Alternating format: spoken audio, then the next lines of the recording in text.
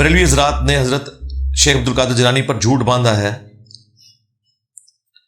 اور بذات اور کیا لکھا ہوا ہے، کیا منسوب، اچھا بدعت عین کے ساتھ، اور بدعات منسوب کی ہیں ان سے، ان کو ایک سائیڈ پر رکھتے ہوئے کیا وہ ولی اللہ تھے؟ نہیں جی، ولی اللہ کی تو کوئی گارنٹی نہیں کسی کے بارے میں دے سکتا، صرف آپ کی اسیسمنٹ ہے۔ اولیاء اللہ صرف وہ ہیں جن کو زبان نبوت سے ڈکلیئر کیا گیا صلی اللہ علیہ وآلہ وسلم، یعنی اہل البیت علیہم السلام اور صحابہ کرام۔ ان کے بعد جتنے بھی لوگ ہیں، تابعین ہوں، تبع تابعین ہوں، محدثین ہوں، اولیاء اللہ ہوں حقیقی والے یا ان کے ڈکلیئر کیے ہوئے، سب کے بارے میں ہمارا یہ عقیدہ ہے، may be may not be, Allah کو پتہ ہے، حسن ظن رکھیں گے، اس کے سوا چارہ نہیں ہے۔ احمد صاحب بریلوی صاحب کو بریلوی 14ویں صدی کا مجدد کہتے ہیں، کروڑوں لوگ مانتے ہیں، لیکن کروڑوں دیوبندی انہیں مجدد دین بدعت کہتے ہیں۔ کروڑوں دیوبندی اشرف علی تھانوی صاحب کو حکیم الامت کہتے ہیں، اور کروڑوں بریلوی انہیں مریض الامت کہتے ہیں۔ لوزامو تو اس کا مطلب یہ ہے کہ ولی کی گارنٹی کو دے ہی نہیں سکتا۔ آپ کہتے ہیں کہ جی پیچھے چلے جائیں، تو پیچھے تو لوگ متفق ہیں کئی ہستیوں پہ، تب بھی لوگوں کا متفق ہونا اس چیز کو جسٹیفائی نہیں کرتا کہ وہ بزرگ ہے یا نہیں، کیونکہ ایک ہی عبد القادر جیلانی ہے، ان کی طرف توحید پر مبنی چیزیں بھی منسوب ہیں، خرافات بھی منسوب ہیں۔ واللہ عالم ان کا کون سا کریکٹر صحیح تھا اور کون سا غلط والا ہے۔ ہم حسن ظن ضرور رکھتے ہیں، لیکن پورے وثوق کے ساتھ کسی شخص کو گارنٹی نہیں دے سکتے کہ وہ اللہ کا ولی ہے۔ دعا کر سکتے ہیں، جو فوت ہو چکا ہے اس کے لیے دعا کریں گے۔ مجھے عبد القادر جیلانی سے شدید نوعیت کے اختلافات ہیں جو ان کی تعلیمات ہم تک پہنچی ہیں۔ اگر ہم ان کی کسی پازیٹیو چیز کو ہائی لائٹ کرتے ہیں تو صرف اس وجہ سے تاکہ ان مخالفین کے اوپر حجت ہو جنہوں نے انہیں بزرگ ڈکلیئر کیا ہے۔ ہمیں زیرو انٹرسٹ ہے جی، سیدھی سی بات ہے۔ عبد القادر جیلانی تو 561 ہجری میں فوت ہوئے ہیں، نبی اسلام کی وفات کے آلموسٹ 550 سال بعد۔ جو خالی 61 ہجری میں بھی تھے نا کربلا میں حسین ابن علی کے مقابلے پہ، ہم ان کو بھی بزرگ نہیں مانتے، تو ہم 61 ہجری والوں کو بھی بزرگ نہیں مانتے، تو 561 والوں کو کہاں سے بزرگ مان لیں گے؟ یہ یاد رکھنا ہے آپ نے۔ عبد القادر جیلانی کی بات ہو تو 561، کربلا 61، ہاں یہ نسبت یاد رکھنی ہے۔ ان کو کہنا ہے ہم تو 61 والوں کو بھی نہیں مانتے، اگر حسین ابن علی کے مقابلے پہ آ جائیں، کلمہ گو تھے، اہل قبلہ تھے، مسلمان تھے، تابعین تھے، صحابہ کی اولادیں تھی نا۔ عمر ابن سعد کون تھا؟ سعد ابن ابی وقاص کا بیٹا۔ تو ہم تابعین جو حسین ابن علی کے مقابلے پر آئے انہیں بزرگ ماننے کے لیے تیار نہیں ہے۔ 61 ہجری والوں کو، 561 ہجری والوں کو دو سے ہم سے کون منوا سکتا ہے؟ May be may not be. ویسے میں آپ کو بتاؤں، جو کچھ بریلوی دیوبندیوں نے عبد القادر جیلانی کی طرف منسوب کر دیا ہے، اس کے بعد تو بھائی ان کی بزرگی کیا، ان کی تو آخرت بھی داؤ پہ لگا دی ہے انہوں نے۔ یعنی وہ بتا رہے ہیں آپ کو کہ انہوں نے اپنے مرید کو جلا کے راکھ کر دیا، تو سیدھا سیدھا قتل کا مقدمہ ہے۔ سورۃ النساء میں اللہ تعالیٰ نے فرمایا جس نے کسی مومن کو ناحق قتل کیا ہمیشہ کے لیے جہنم میں، اور سورۃ المائدہ میں آیا کہ ایک شخص کا، ایک جان کا ناحق قتل پوری انسانیت کا قتل ہے۔ عبد القادر جیلانی کو بچانا ہے تو لوٹے کی ٹوٹی والے واقعے سے جان چھڑا لو، اور اگر تم یہ کہہ رہے ہو کرامت، تو پھر عبد القادر جیلانی کی آخرت بھی فارغ، فیصلہ کر لو۔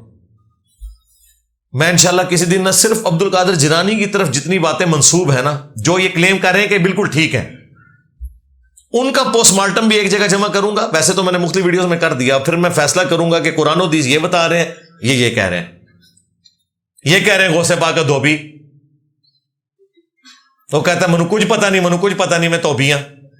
بخاری مسلم میں آیا کہ جو یہ کہتا ہے نا مجھے کچھ پتا نہیں، مجھے کچھ پتا نہیں، سیدھا گرز پہنتا ہے، تو توبی تے مر گیا، ٹھیک ہے۔ یہ سب فراڈ چل رہا ہے. اس لیے بہتری اسی کے اندر ہے کہ بزرگوں سے جان چھڑائیں, وہ اللہ کے پاس چلے گئے, اچھے تھے برے تھے وہ اللہ کے سپرد, ہمیں کوئی انٹرسٹ نہیں کسی بزرگ سے. آپ ڈاکٹر اسرار صاحب اور مولانا مودودی کو اپنا استاد مانتے ہیں, لیکن ان کی زندگی اسلامی نظام کو برپا کرنے میں لگ گئی, مگر آپ اسلامی نظام حکومت کی بات نہیں کرتے. میرا تو خیال ہے زندگی ہم نے لگائی ہے نظام حکومت پہ, انہوں نے تو کتابیں لکھی ہیں اور تقریریں کی ہیں. اسلامی نظام حکومت اگر یہ ہے کہ صرف آپ نے باتیں کرنی ہیں اور پریکٹیکلی آپ کو سارے فرقے کافر سمجھتے ہو, ان کی عوام بھی کافر اور گمراہ سمجھتی ہو, تو کوئی کہہ سکتا ہے انجینئر صاحب آپ کو بھی سمجھتے ہیں. نہ, مجھے صرف مولوی گمراہ سمجھتے ہیں, عوام تو ادھر بیٹھی ہوئی ہے. ڈاکٹر اسرار صاحب کی تبلیغ سے کتنے بریلوی دیوبندی اہل حدیث ہیں جنہوں نے اپنے عقیدے صحیح کر لیے ہیں.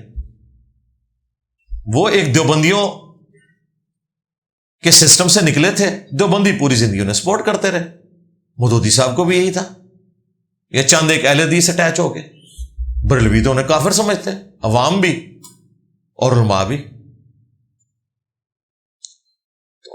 وہ ماشاءاللہ جو انہوں نے کام کیا اللہ تعالیٰ انہیں جزائے خیر دے, علمی خدمت بہت بڑے لیول کے اوپر کی. لیکن ان سب سے ایک چیز اوور لک ہوئی, چاہے وہ ہمارے استاد ڈاکٹر اسرار صاحب ہوں, مولانا اسحاق صاحب ہوں, مولانا مودودی ہوں, جاوید احمد غامدی صاحب ہوں, جتنے لوگ, کہ جو سب سے بڑی میجورٹی تھی یہاں پہ تصوف کے ماننے والے لوگ, ان کو وہ ہاتھ نہیں ڈال سکے اس طریقے سے جس طرح ڈالنا چاہیے تھا, بلکہ ڈالا ہی کوئی نہیں.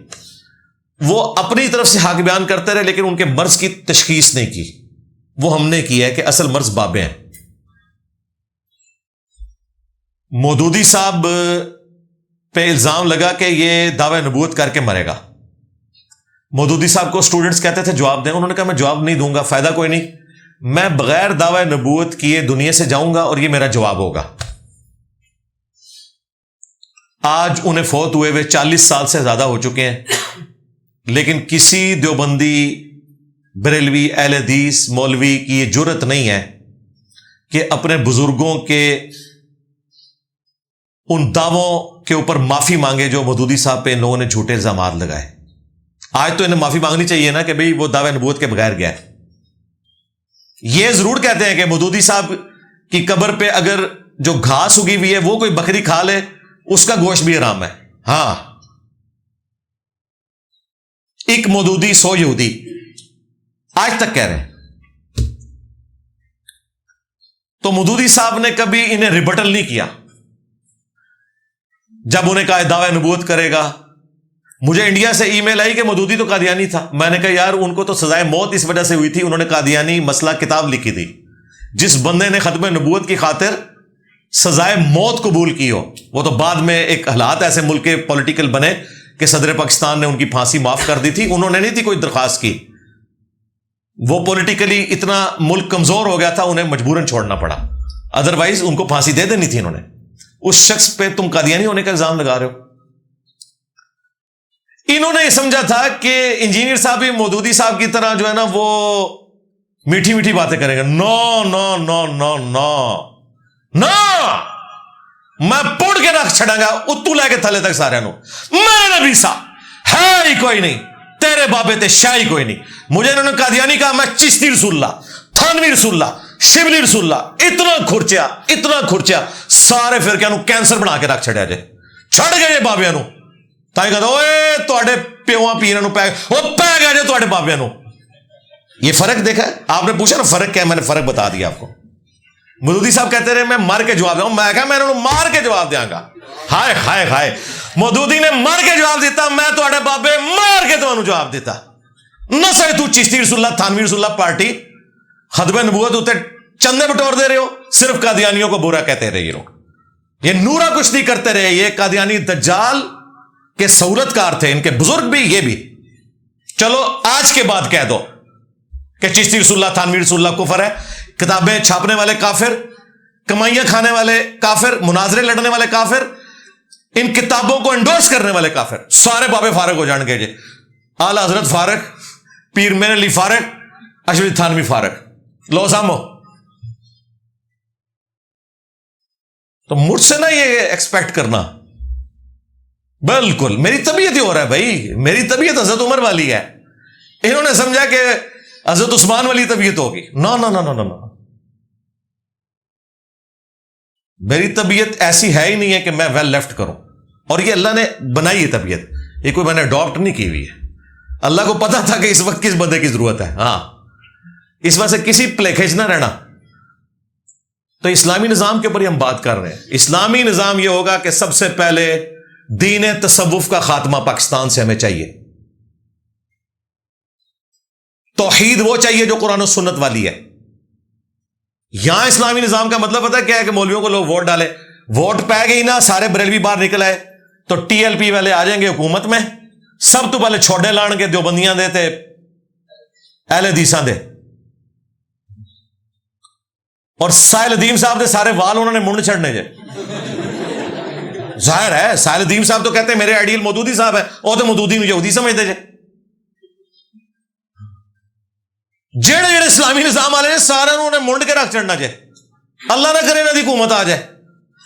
تو اس لیے اسلامی نظام یہ ہے کہ اصل طاغوت دین تصوف, جس نے توحید کی جگہ مردہ بابوں کو پکارنے والی آپ کو شرک میں مبنی تعلیمات دی, ختم نبوت کی جگہ بزرگوں کے کلمے پڑھوائے, قرآن و سنت کی جگہ تصوف کی کتابوں سے عقیدے آپ کو بتائے.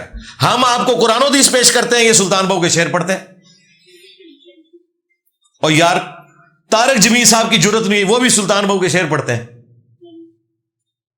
یار ان بندوں کے شعر پڑھتے ہو جنہوں نے نہ قرآن پڑھا ہوا نہ حدیث پڑھی ہوئی.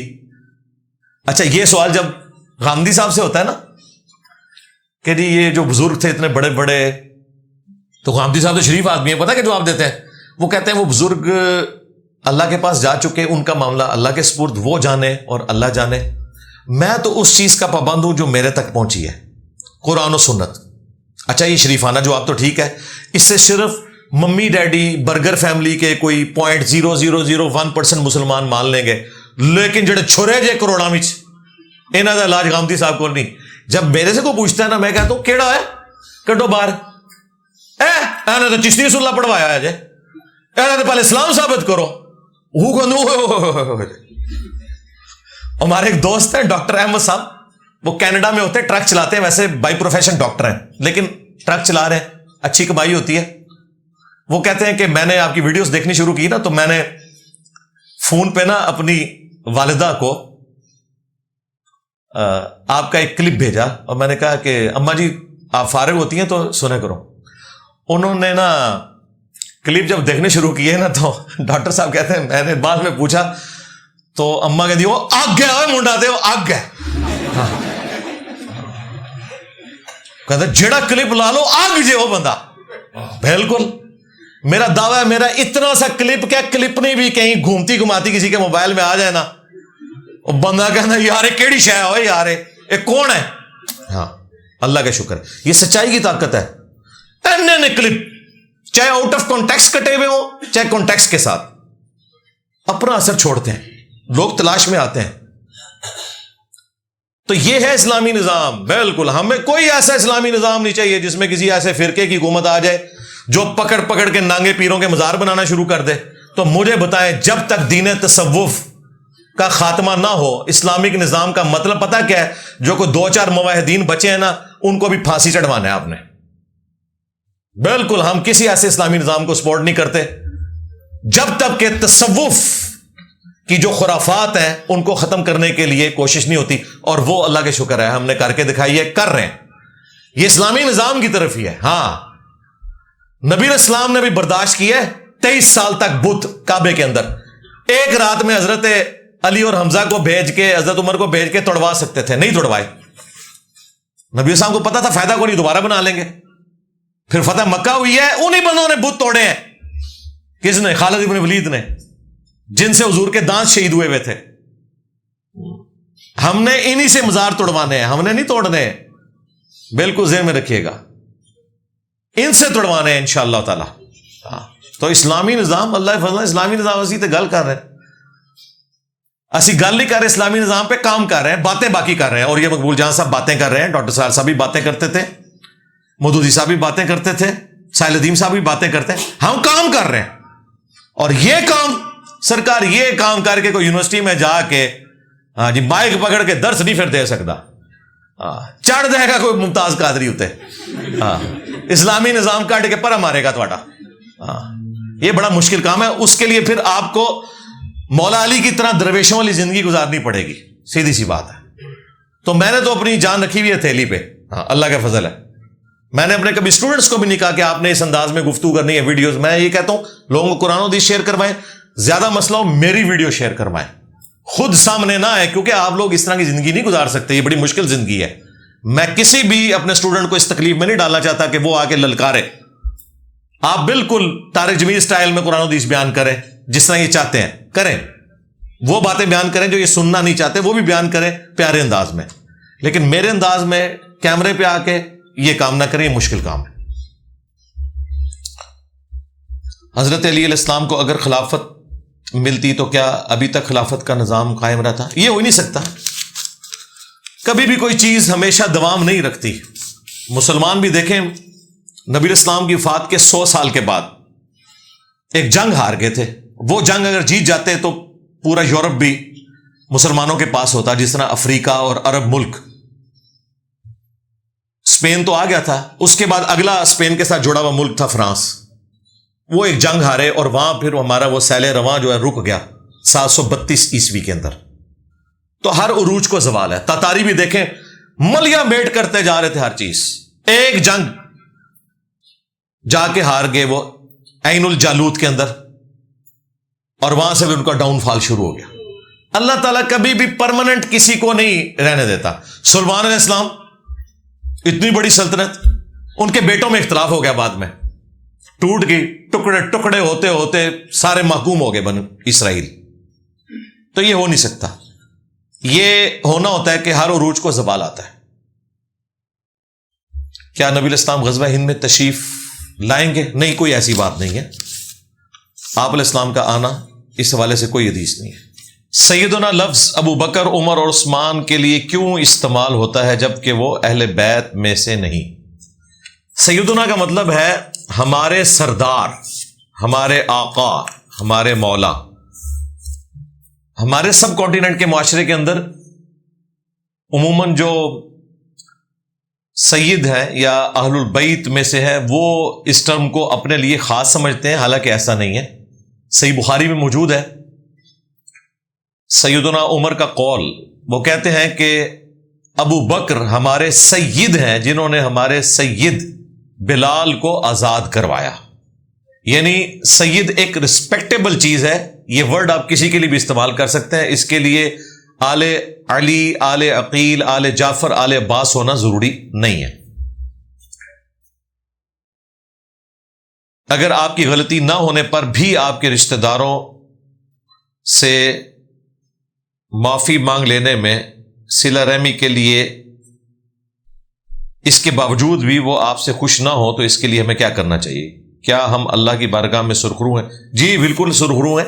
آپ کا کوئی قصور نہیں ہے. آپ کا کام یہ ہے کہ آپ اللہ کے حکم کی پاسداری کریں. بخاری مسلم میں حدیث ہے کہ اللہ تعالیٰ نے جب صلہ رحمی کو پیدا فرمایا تو فرمایا جو تجھے جوڑے گا میں اسے جوڑوں گا, اور جو تجھے توڑے گا میں اسے توڑ دوں گا.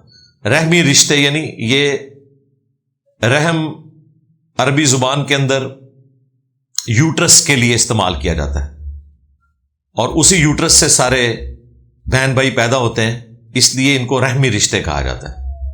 تو ان میں قطع تعلقی کرنا یہ بالکل حرام ہے. آپ کا کام بس اتنا ہی ہے, قیامت والے دن آپ اللہ کے حضور کوئی مجرم نہیں ہے. اگر کسی رشتہ دار نے آپ کے ساتھ برا سلوک کیا ہے تو آپ صبر کریں, اور آخرت میں آپ بس اللہ کے حضور سرخرو ہوں.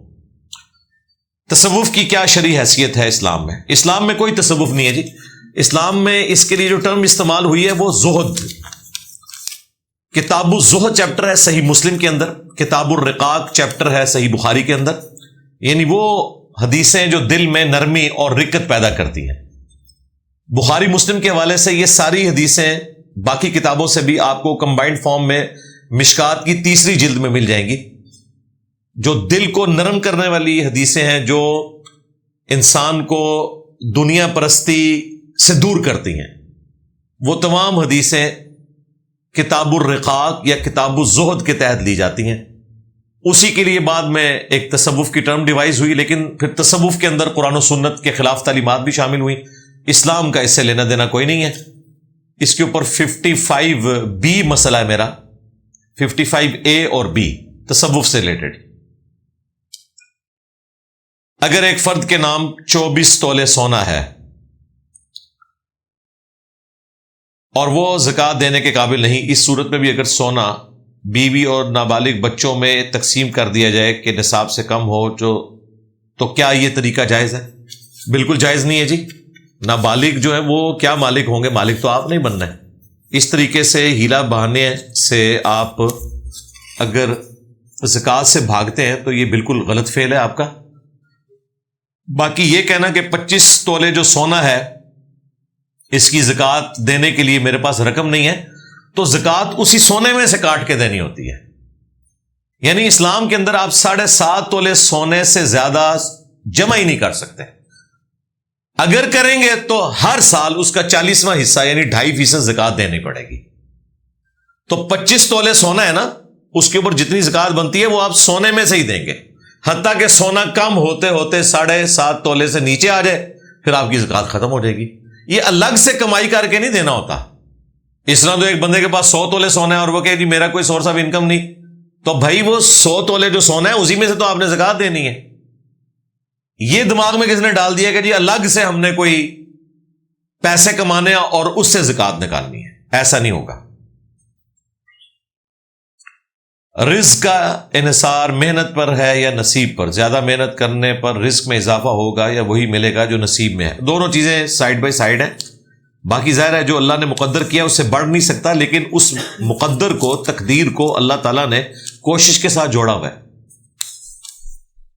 بخاری مسلم میں حدیث ہے، جو شخص یہ چاہتا ہے کہ اس کے رزق میں برکت کر دی جائے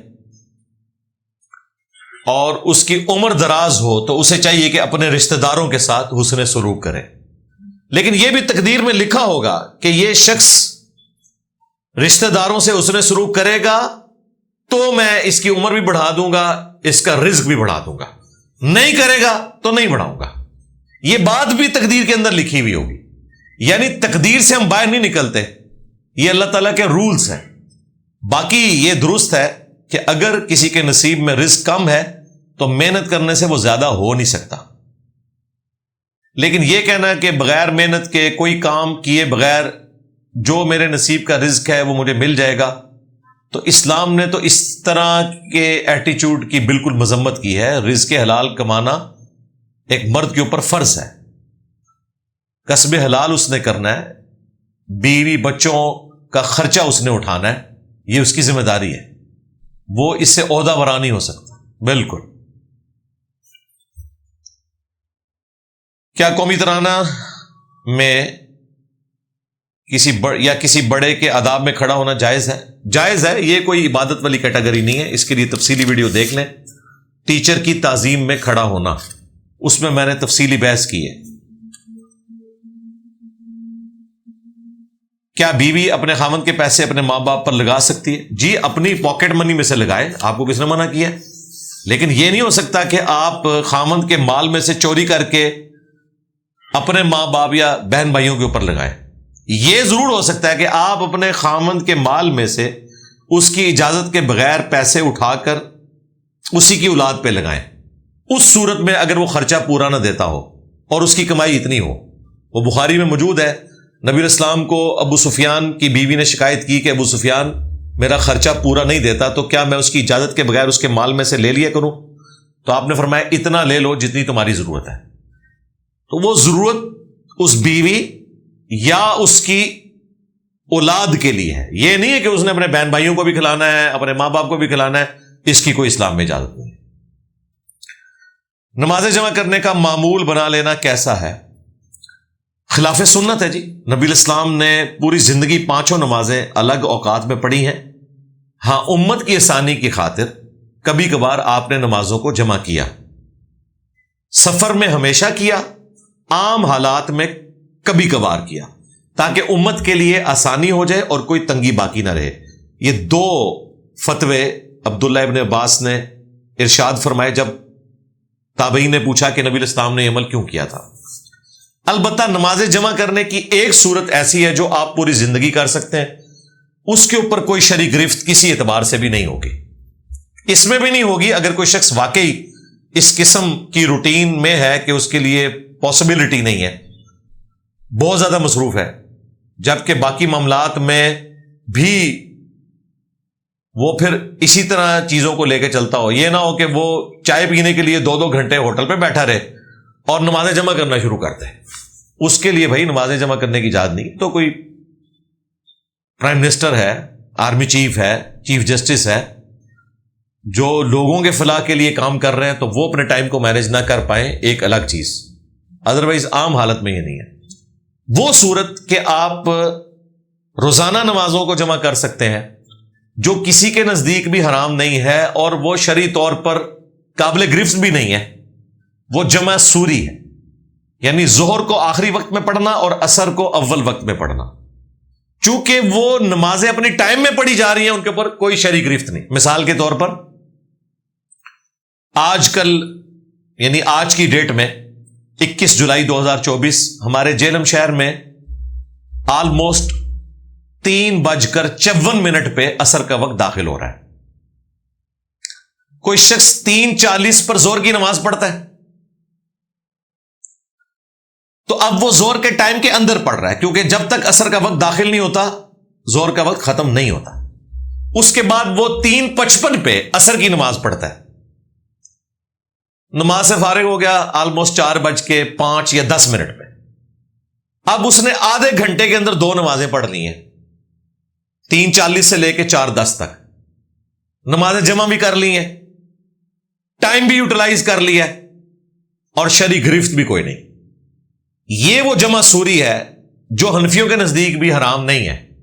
اس کی روٹین بنانا بھی حرام نہیں ہے, کیونکہ آپ نماز کو اپنے اوقات کے اندر پڑھ رہے ہیں. اسی طریقے سے آج کل ہمارے جہلم شہر میں عشاء کا وقت 8:50 پہ داخل ہو رہا ہے. کوئی شخص 8:40 پہ یا 8:35 پہ مغرب کی نماز پڑھتا ہے, پھر اسی وضو سے جیسے ہی 8:50 ہوتے ہیں وہ عشاء کی نماز پڑھ لیتا ہے, تو اس کی نماز جمع بھی ہو گئی, جمع سوری بھی ہو گئی, اپنے اپنے وقت میں بھی ادا ہو گئی, اور کسی شرعی گرفت میں بھی نہیں آئی. یہ والی روٹین اگر کوئی روزانہ بھی بنائے تو اس کے اوپر کوئی شرعی فتویٰ نہیں ہے. لیکن یہ بھی روٹین امت لیول کے اوپر اڈاپٹ نہیں کی جا سکتی کہ آپ مسجدوں میں بھی یہی رکھ دیں کہ جی ظہر عصر جمع ہوگی اس طریقے سے, مغرب اور عشاء اس طریقے سے جمع ہوگی. نہیں, روٹین آپ نے وہ اول وقت میں ہی رکھنی ہے, وہی افضلیت ہے, سوائے عشاء کی نماز کے لیے کہ وہ لیٹ پڑھنا افضل ہے, اور گرمیوں میں ظہر کی نماز لیٹ کرنا افضل ہے. ادروائز تمام نمازیں بخاری مسلم میں احادیث موجود ہے کہ اول وقت میں پڑھنا افضل ہے. جو مسلمانوں کی ایک صدیوں سے روٹین ہے مساجد کے اندر 5 الگ اوقات میں. ایون شیعہ کے ہاں بھی جو نہج البلاغہ میں مولا علی علیہ السلام کا خط ہے اپنے گورنوں کے نام, اس میں 5 نمازوں کے الگ ٹائم لکھے ہوئے ہیں, اس میں کوئی نمازیں جمع کرنے کا ذکر موجود نہیں ہے. اسی لیے شیعہ کے بھی جو محقق علماء ہیں وہ کہتے ہیں کہ ہم نمازیں جمع کرنے کو صرف جائز سمجھتے ہیں, افضل یہی ہے کہ 5 نمازیں الگ اوقات میں ہوں گی. لیکن ظاہر ہے کہ انہوں نے بھی ایک سنی شیعہ کنفلکٹ کی وجہ سے ایک روٹین بنا لی ہے کہ وہ روزانہ ہی نمازوں کو جمع کرتے ہیں, اور نمازیں الگ پڑھنے والا معاملہ انہوں نے بالکل چھوڑ دیا. فارکس ٹریڈنگ کے بارے میں شرعی احکام کیا ہیں؟ فارکس ٹریڈنگ اور ساتھ میرا نام لکھیں انجینئر محمد علی مرزا, تفصیلی ویڈیو کھل جائے گی. اس میں نے صرف اس کا نہیں بلکہ دنیا کے ہر کاروبار کے لیے آپ کو ایک فارمولہ بتا دیا ہے کہ ان 4 چیزوں کا خیال رکھنا ہے. دنیا میں لاکھوں کاروبار ہیں, آپ اس فارمولے میں لگائیں, آپ کو رزلٹ آ جائے گا کہ یہ کاروبار حلال ہے یا حرام ہے. یعنی اس میں کاروبار میں جو آپ پروڈکٹ بیچ رہے ہیں یا خرید رہے ہیں وہ خود حلال ہونی چاہیے. اس پروڈکٹ کے حوالے سے کوئی دھوکہ غرر نہیں ہونا چاہیے کہ آپ کوئی چیز دکھائیں اور دیں کوئی اور. اسی طریقے سے سود والا کوئی ایلیمنٹ نہیں اس کے اندر ہونا چاہیے. اور ایک وقت میں دو قیمتیں کسی چیز کی نہیں ہو سکتی اس اعتبار سے کہ بیچنے اور خریدنے سے پہلے متفق آپ نہ ہو. اگر آپ متفق ہو جائیں تو دو قیمتیں ایک چیز کی رکھی جا سکتی ہیں کہ نقد لو تو 1000 روپے کی ہے اور اگر ادھار میں لوگے تو 1200 کی ہے یا 2000 کی ہے. اس کو آپ سود نہیں کہہ سکتے کیونکہ کموڈٹی انوالو ہے. اسی کی بنیاد پہ یہ قسطوں کا کاروبار چل رہا ہے. اسی کی بنیاد پہ اسلامک بینکنگ چل رہی ہے. لوگ کہتے ہیں یہ کیا ہوا, ٹائم ویلیو آف منی لے رہے ہیں. ہم ٹائم ویلیو آف منی نہیں لے رہے بلکہ ٹائم کی بجائے اس پروڈکٹ کی ویلیو لے رہے ہیں. کیونکہ آپ نے 1000 روپے کی چیز 100 روپیہ دے کے اٹھا لی ہے, بقیہ کے 900 آپ نے نہیں دیے بھی. جتنی دیر تک آپ وہ 900 پورے نہیں کرتے اس چیز کا کرایہ تو آپ اس کو دیں گے, اور وہی کرایہ ہے جو اوپر والے پیسے بن جاتے ہیں جس کی وجہ سے ادھار پر چیزیں دینے والے کو فائدہ ہو جاتا ہے. چونکہ پروڈکٹ انوالو ہے اسی لیے اس کے اوپر حلال ہونے کا فتویٰ دیا گیا. اسلامک بینکنگ پہ تفصیلی ویڈیو دیکھ لیں. اسلام میں میوزک کی کیا ڈیفینیشن ہے؟ میوزک ان اسلام, ساتھ میرا نام لکھیں تو آ جائے گا. یہ اتنا سادہ مسئلہ نہیں ہے کہ ایک لائن میں بتایا جائے. میجورٹی جو میوزک کی فارمز ہیں وہ حرام ہی ہیں لیکن کچھ جواز بھی موجود ہے. ڈراپ شپنگ حلال ہے یا حرام؟ ڈراپ شپنگ لکھیں, ساتھ میرا نام لکھیں تو ویڈیو کھل جائے گی. ڈراپ شپنگ حلال ہے اگر دھوکہ نہ دیا جائے. جہاں پہ دھوکے والا مسئلہ ہو جائے وہاں پھر آپ مال پہ قبضہ کیے بغیر, اسے دیکھے بغیر آگے بیچ نہیں سکتے. ایک یہ ٹیکنیکل بحث ہے وہ آپ دیکھ سکتے ہیں. فارکس ٹریڈنگ کا پھر سوال ہے, یہ آلریڈی ڈسکس ہے.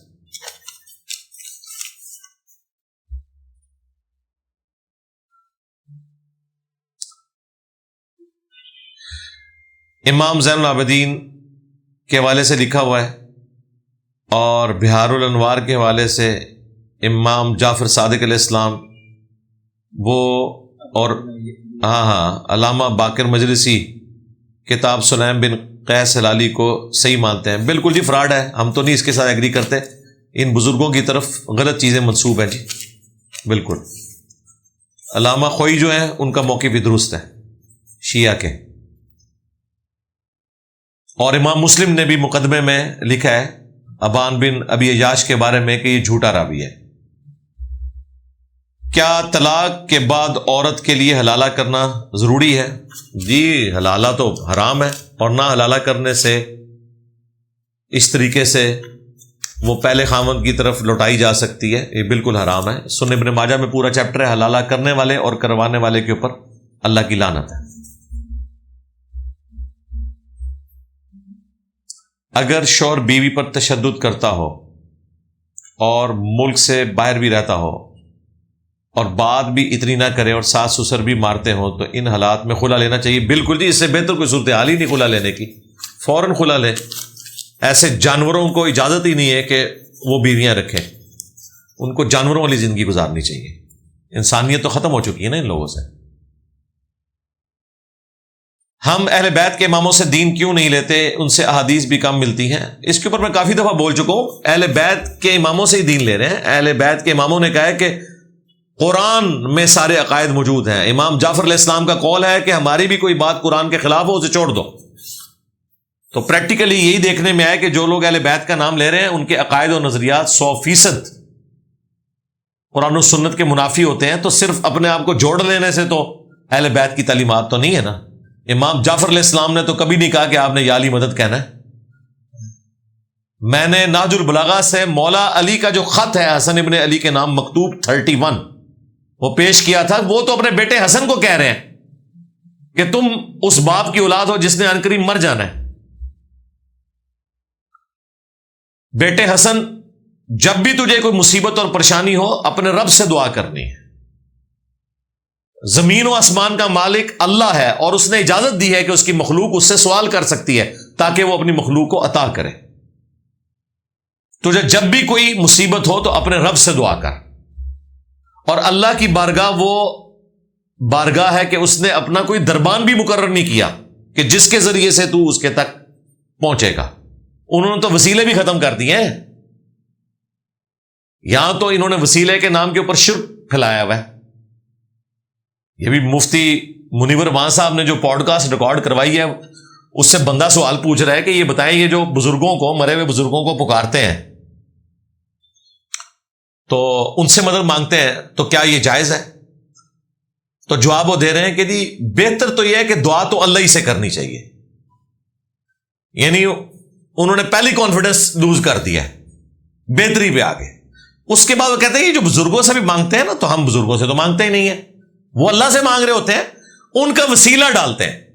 اب مجھے بتائیں یہ کون سی لنگوسٹک ہے کہ یا شیخ عبد القادر جیلانی المدد یہ توسل ہے؟ یہ تو استعانت ہے, سیدھا سیدھا آپ مانگ رہے ہیں انہی سے. یا شیخ عبد القادر جیلانی المدد کو توسل کہنا یہ دھوکہ دینا ہے. توسل تو یہ ہوگا کہ فلاں بزرگ کا واسطہ اے اللہ تو میرا فلاں کام کر دے, تو پھر آپ کہہ سکتے ہیں کہ جی مانگا اللہ سے ہے, واسطہ ڈالا ہے ہم نے فلاں بزرگ کا. لیکن یہاں تو ڈائریکٹ بزرگوں کو پکار رہے ہوتے ہیں, اگرچہ اس توسل کو بھی ہم اس طریقے سے نہیں مانتے. توسل کی صحیح فارم یہ ہے کہ آپ کسی نیک آدمی سے دعا کروائیں جو دنیا میں سامنے موجود ہے, یا نیک اعمال کا وسیلہ پیش کریں. اور بھی وسیلے کی کافی اقسام ہے, وسیلے کے نام پر دھوکہ یا میری ویڈیو دیکھ لیں.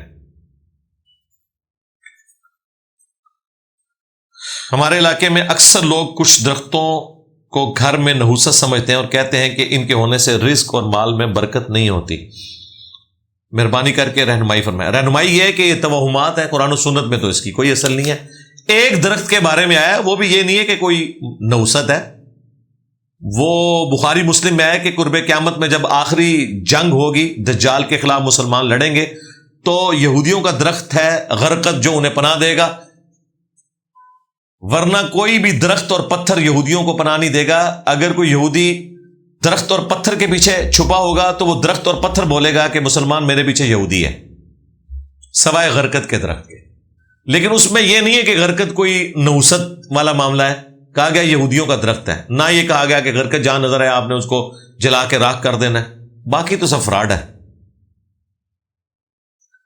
فرقے سارے جہنم میں ہیں, تو آپ نے ایک بیان میں کہا تھا کہ جنت میں بریلوی اہل حدیث کو دیکھ کر حیران ہوں گے, اہل حدیث شیعہ کو دیکھ کر حیران ہوں گے, تو جہنم میں کون سا فرقہ جائے گا؟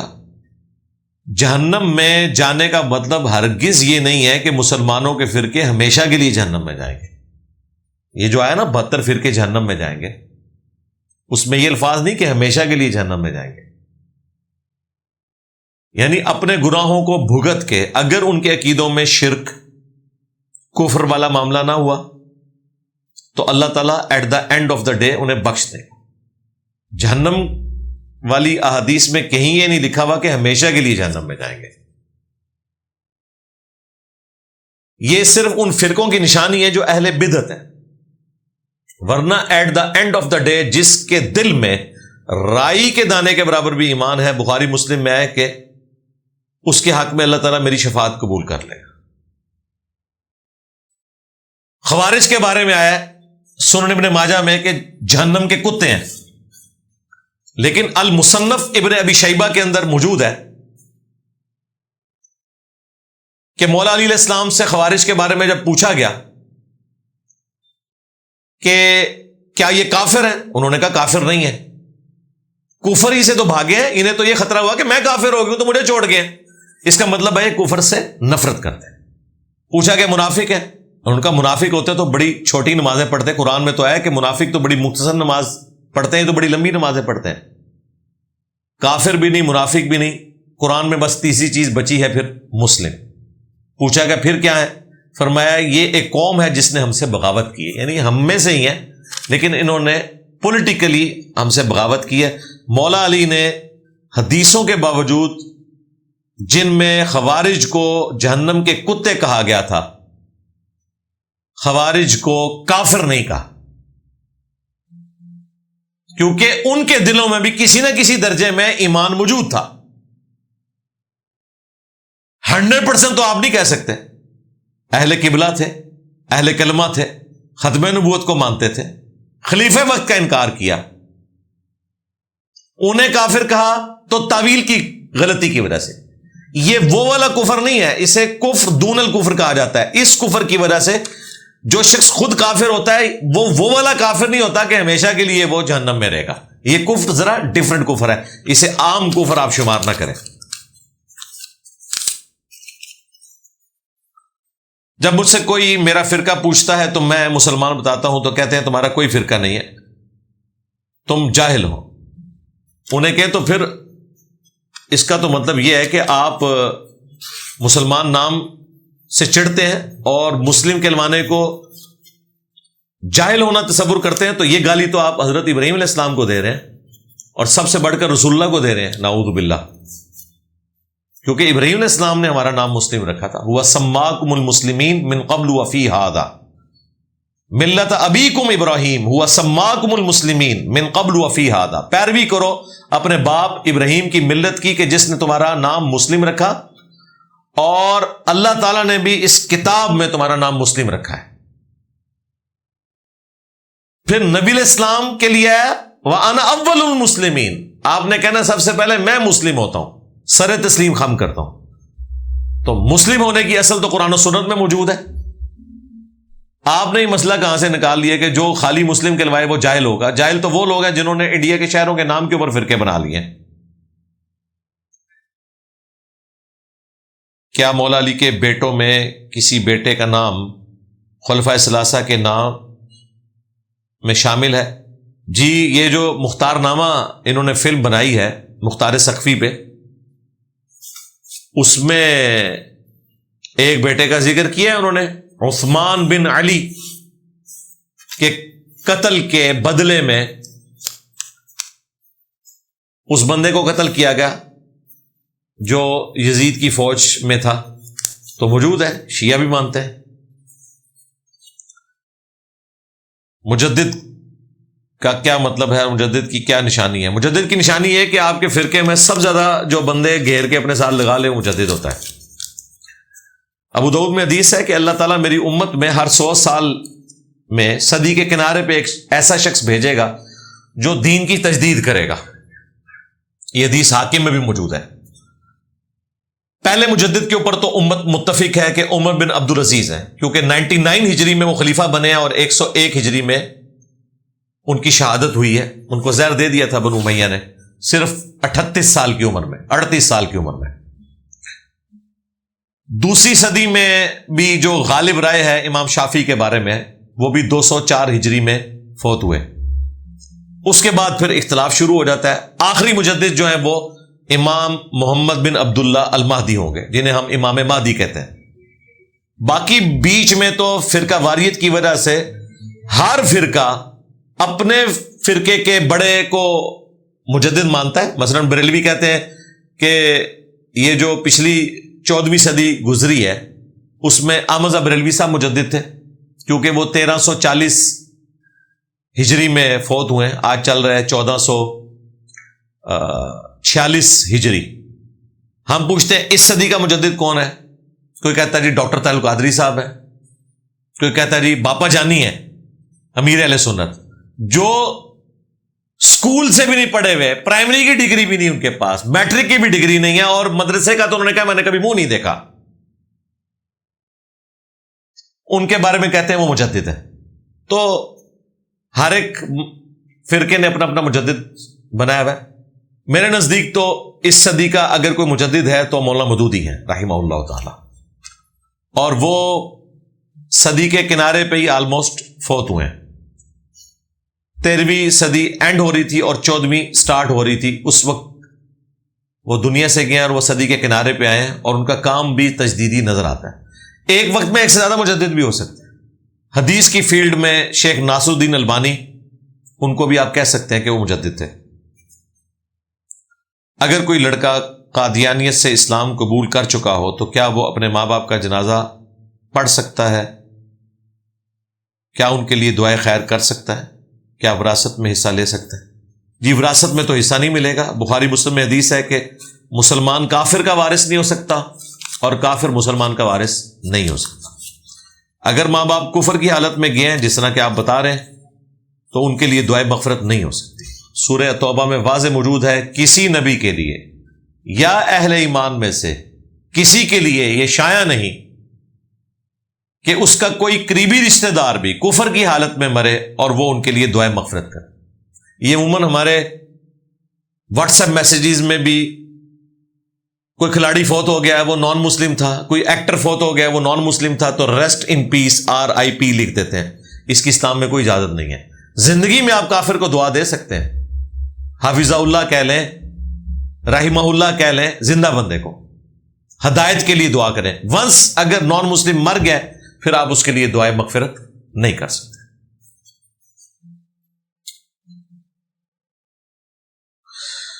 میں نے اپنی بیٹی کے نام پر 10 سال پہلے 1 لاکھ جمع کروائے تھے، جو اب 13 لاکھ ہو گئے۔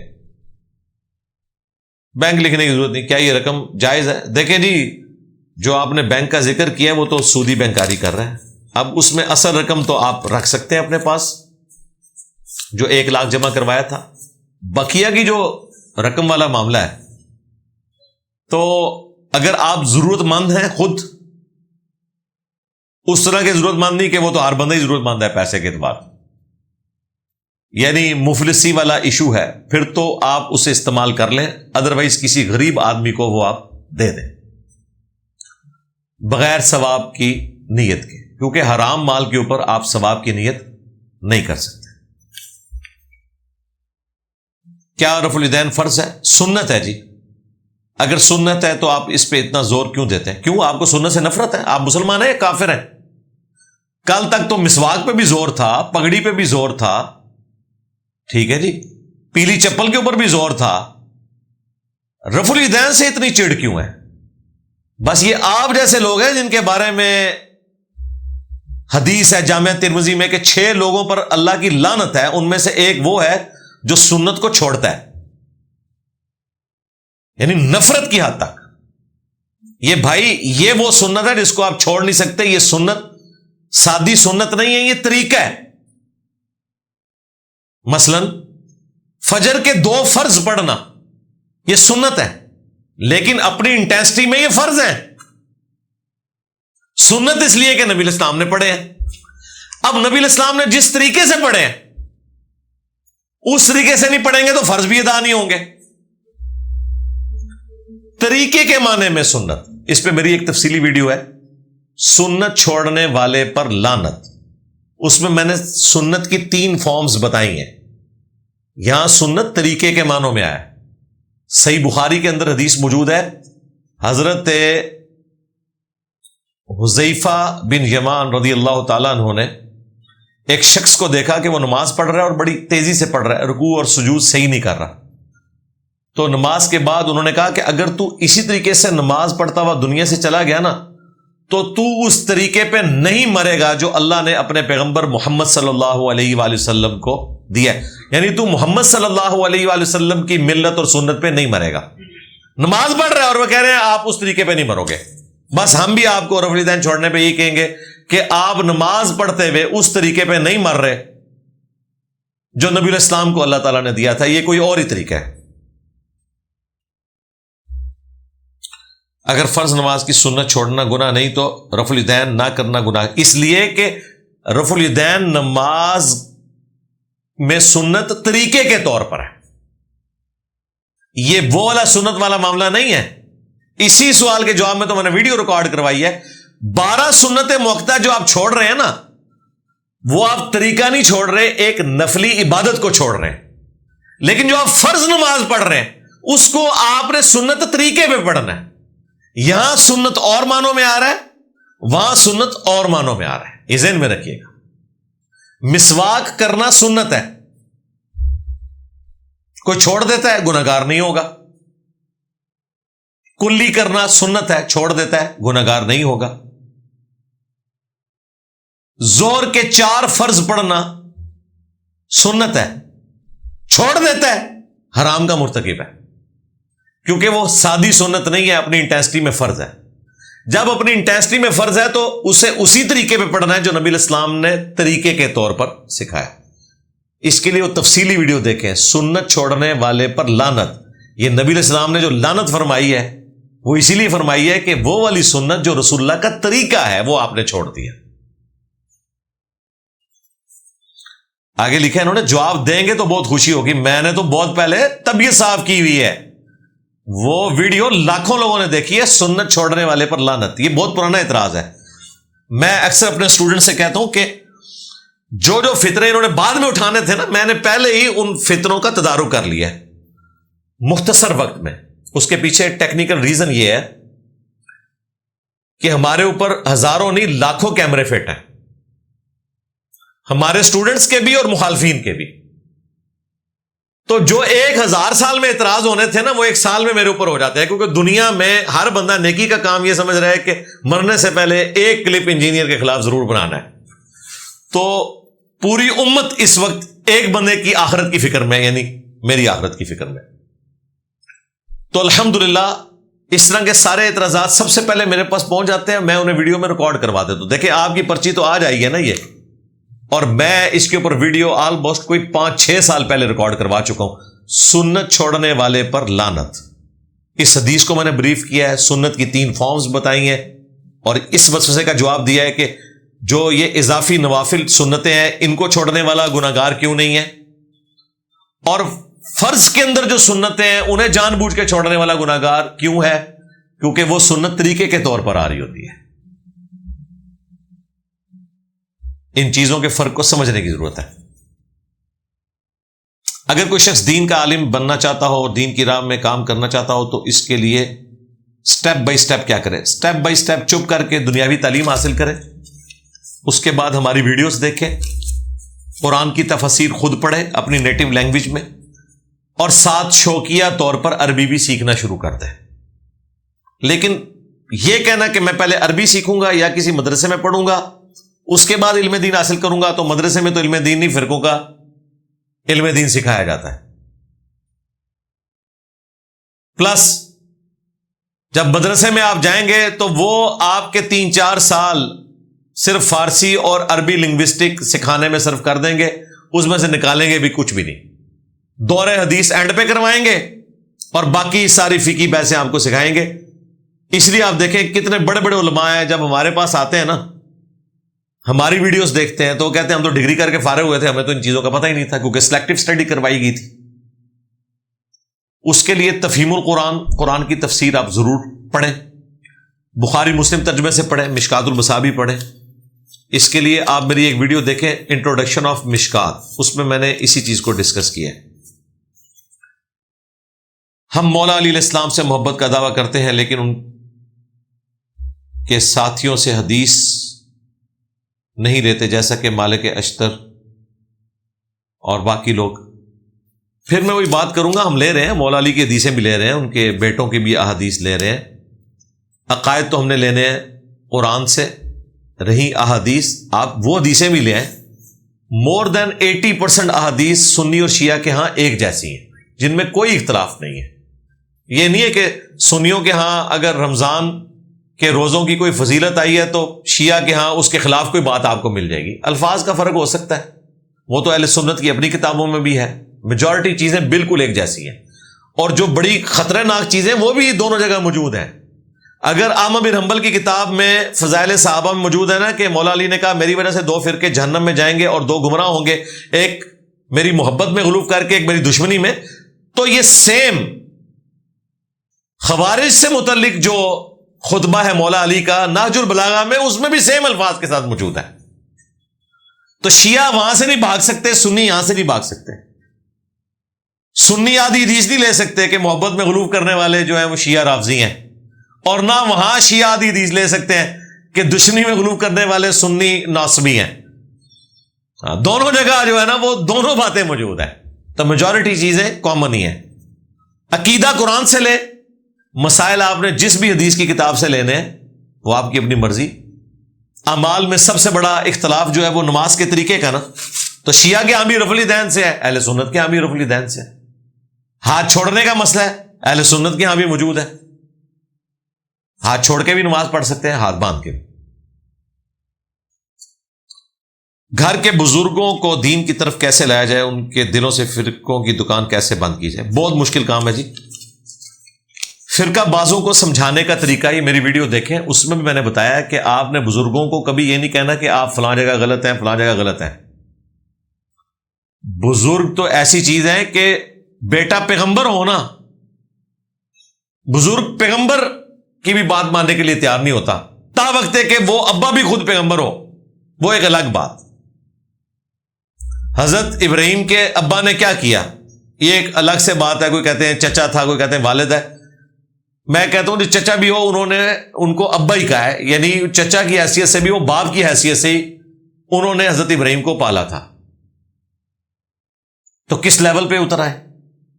حالانکہ سورہ مریم میں اتنے پیار سے الفاظ ہیں، یا اباتی یا اباتی، اے ابا جان میں آپ کو اللہ کی طرف بلاتا ہوں، آپ شیطان کے راستے پہ نہ جائیں. اتنے پیار محبت سے جو کہتے ہیں نا پازیٹیو باتیں کریں. حضرت ابراہیم علیہ السلام نے اتنی پازیٹیو گفتگو کی ہے، ابے نے اینڈ پہ کہا نکل میری نظروں سے دور ہو جا. ہمیشہ کے لیے قطع تعلقی کر دی اپنے بیٹے سے. تو باپ یا تو پیغمبر ہو، اور اگر پیغمبر نہیں ہے، یہ ایک رشتہ ہی ایک عجیب سا ہے. اسی لیے اللہ تعالیٰ نے پیغمبروں کو یا تو یتیم پیدا کیا یا ان کے باپ پیغمبر ہیں. ماں والا معاملہ ذرا ڈفرنٹ ہے، وہاں نرمی موجود ہوتی ہے. تو گھر کے بزرگوں کو بھی آپ اس طریقے سے نہیں سمجھا سکتے کہ انہیں بتائیں. بچہ پی ایچ ڈی ہونا اور باپ چٹا ان پڑھ ہو، وہ باپ پھر بھی سمجھتا کہ میں سیانا ہوں. یہ ہم لوگ ہیں پڑھے لکھے لوگ کہ ہم سے ہماری اولاد کوئی بات کرتی ہے نا، ہم اتنے پڑھے لکھے ہونے کے باوجود بھی ڈرتے ہیں بات کرتے ہوئے کہ بھئی یہ کہیں صحیح بات ہی نہ کر رہا ہو، کیونکہ یہ نیٹ پہ بیٹھے ہوتے ہیں، ان کا نالج ہو سکتا ہے، انفارمیشن ہم سے زیادہ ہو. تو پوری تسلی سے بات سنتے ہیں کہ بتاؤ بھئی کیا مسئلہ ہے، ڈسکس کر لیتے ہیں. لیکن یہ حوصلہ ہمارے آباء و اجداد میں نہیں تھا. چٹے ان پڑھ تھے اور اللہ کے وجہ سے کانفیڈنس بھی آسمانوں پہ. اس لیے بزرگوں کو سمجھانے کا طریقہ یہ ہے، بجائے ان کو یہ کہنے کے کہ جی آپ فلاں جگہ غلط ہے، ان سے کہیں کہ دسو ابا جی منو کے ہو گیا. تو ایک بریلوی کا باپ اسے یہ کہے گا تو گستاخ ہو گیا. سرکار ہوئے ساڈا شاگرد اور کوئی بریلوی پیو انہوں کہہ دے گستاخ، تو تواڈے ہاتھ وچ کیا ہے؟ چشتی رسول اللہ، ہائے شبلی رسول اللہ، تھانوی رسول اللہ. ابا اگے کیا نسے گا تواڈے، پھڑا ہی نہیں دے گا. جڑا ابا پہلے تواڈے تے چڑھیا سی نا گستاخ وابی گستاخ فلاں فلاں، اور ابا جی رک جاؤ اتنے ہی، ہوں ثابت کرنا جائے میں گستاخ ہاں. پہلے ابا جی نو کہنا کہ یہ جڑا اشری تھانوی سی انہوں تسی گستاخ کیوں نہیں کہندے؟ ابا جی کہنے کہ بالکل دیوبندی تے ہے کافر نے، گستاخ نے، تھانوی رسول اللہ. انہوں نے کہا اتنے رک جاؤ، چشتی رسول اللہ بھی لو سامو. یہ ہے طریقہ، پہلوان کو اس کے زور پر گرانا ہے. فرقہ بازوں کو سمجھانے کا طریقہ، یہ کلپ دیکھیں، مجلس 50 دیکھیں. ہمارے ہاں تو اللہ کے فضل سے ہر بیماری کی دوا موجود ہے. ہماری زندگی میں پیدا ہونے سے پہلے اللہ تعالیٰ کا ہر بندے کے رزق لکھ دینا، پھر ہمیں کیسے پتا چلے گا کہ ہم کس راستے پر چلیں جہاں ہمارا رزق ہے. او یار یہ نہ تو پتا چلنا ہے، آپ نے اپنے گیون سرکمسٹانسز میں کوشش کرنی ہے، باقی اپنے دنیاوی معاملات میں آپ استخارے سے کام لے سکتے ہیں. اس کے لیے یہ نہیں ہے کہ آپ نے کوئی ایسی دوربین لگانی ہے کہ آپ کو یہ پتا چل جائے کہ لوہے محفوظ پہ کیا لکھا ہے. آپ نے گیون سرکمسٹانسز میں اپنے معاملات کو لے کے چلنا ہے.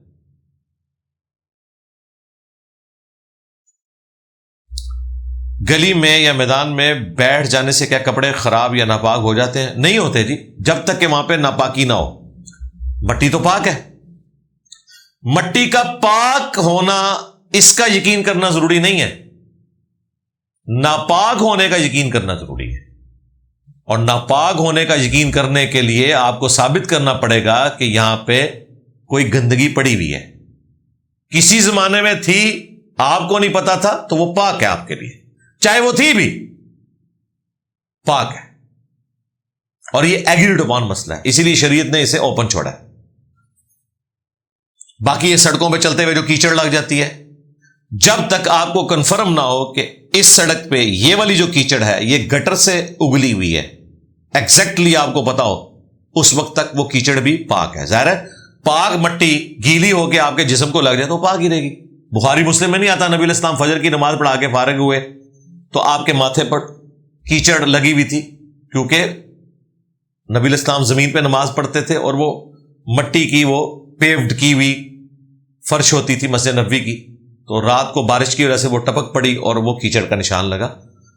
مٹی کا گیلا ہونا ناپاک ہونے کی دلیل نہیں ہے جب تک کہ اس میں گندگی شامل نہ ہو، اور بارش کا جو پانی مسلسل سڑکوں پہ بہہ رہا ہوتا ہے وہ تو ویسے ہی بہتا ہوا پانی ہے۔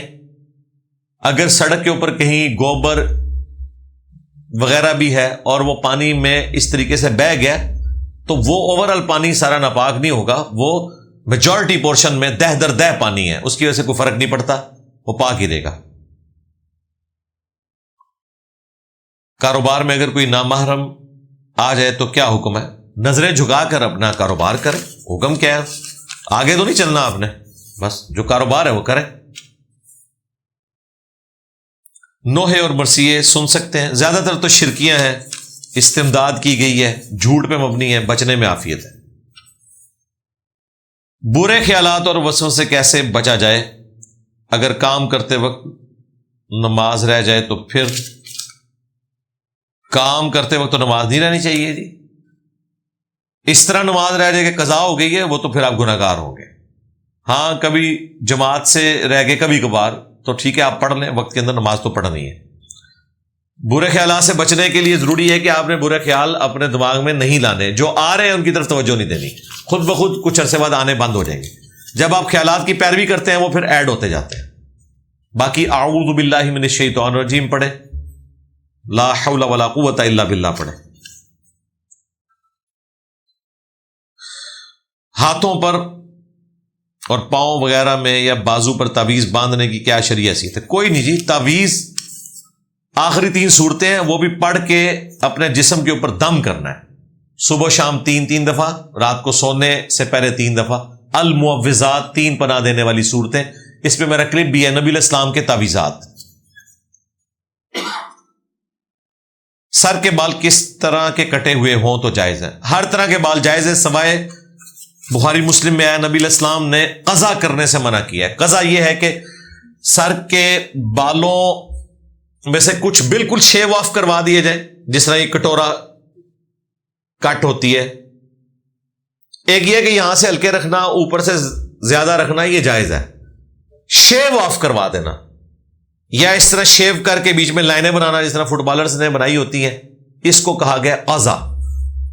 قاف زا عین، یہ حرام ہے۔ بخاری مسلم دونوں میں یہ حدیث موجود ہے، نبی علیہ السلام نے قضا کرنے سے منع فرمایا۔ کھڑے ہو کر کھانا یا پینا کیسا ہے؟ کیا اس طرح کھانے اور پینے سے کوئی بیماری لگتی ہے؟ بالکل نہیں، جھوٹ ہے، سنت ہے، عمومی سنت بیٹھ کر کھانا پینا ہے، کبھی کبھار کھڑے ہو کر کھانا اور پینا یہ سنت ہے۔ صحیح بخاری میں جو مولا علی کا ذکر ہے کہ کوفے کی مسجد میں انہوں نے لوگوں کو وضو کا طریقہ سکھایا، ایک تشت لایا گیا، وہ پانی اس میں جمع کیا گیا، انہوں نے وضو کیا، باقی پانی اسی میں گرا تاکہ مسجد گیلی نہ ہو۔ اس کے بعد جس برتن سے وہ وضو کر رہے تھے وہ کوزہ تھا یا لوٹے کی کوئی فارم تھی، سیدنا علی نے کھڑے ہو کر اس کو پیا اور کہا کہ میں نے کوفے کے لوگوں کو دیکھا ہے کہ وہ کھڑے ہو کر پانی پینے کو معیوب سمجھتے ہیں، جبکہ میں نے نبی علیہ السلام کو کھڑے ہو کر پانی پیتے ہوئے دیکھا ہے۔ یہ بخاری میں حدیث ہے۔ اسی لیے مسلم شریف میں جو حدیث آتی ہے نا کہ جو بھول کر بھی کھڑے ہو کر پانی پیے وہ کیا کر دے، اس حدیث کے نیچے یہ بخاری کی حدیث کوٹ کرتے ہیں لوگ شرح میں محدثین کہ یہ والی حدیث منسوخ ہے، اس کی ناسخ حدیث یہ ہے، بعد میں حضور نے اجازت دے دی تھی۔ جامعہ ترمذی میں تو عبداللہ ابن عمر اور حضرت ابو ہریرہ کے بارے میں آتا ہے کہ وہ کہتے ہیں کہ ہم نبی علیہ السلام کے زمانے میں کھڑے ہو کر کھا بھی لیا کرتے تھے اور پی بھی لیا کرتے تھے، اور نبی علیہ السلام نے ہمیں کبھی منع نہیں کیا۔ یہاں تو اتنی بحث کسی زمانے میں رہی ہے کہ کرسی پہ بیٹھ کے کھا سکتے ہیں کہ نہیں، انگریزوں کا طریقہ ہے، یعنی بیٹھنا بھی زمین پہ بیٹھنا ہے، کرسی پہ بیٹھ کے تو یہ بھی انگریزوں کا طریقہ ہے، اور بھائی کھڑے ہو کر بھی کوئی کھا پی لے تو یہ جائز ہے، البتہ عمومی سنت نہیں ہے، عمومی بیٹھ کے ہی ہے، کبھی کبھار ہو تو جائز ہے، گناہ والا کوئی معاملہ نہیں ہے۔ اس حوالے سے یہ جو پبلک کے اندر مشہور ہے یہ بالکل غلط ہے کہ جی کوئی کھڑے ہو کر پانی پیے گا، جو آپ نے کہا کہ جی کیا اس کا نقصان ہوگا، جی وہ نقصان بتاتے ہیں جی، کھڑے ہو کے جو پانی پیتا ہے نا سیدھا مسانے پہ لگتا ہے جا کے۔ پتہ نہیں ان کے بزرگوں کو سائنس بھی آتی تھی کہ نہیں آتی تھی، یا ان کے مسانے کسی اور جگہ پہ تھے؟ مسانے تک تو بات ہی نہیں پہنچتی. ان کو پتہ ہی نہیں ہے کہ پانی کن کن راستوں سے گزر کے مسانے پہ تو اینڈ پہ پہنچتا ہے.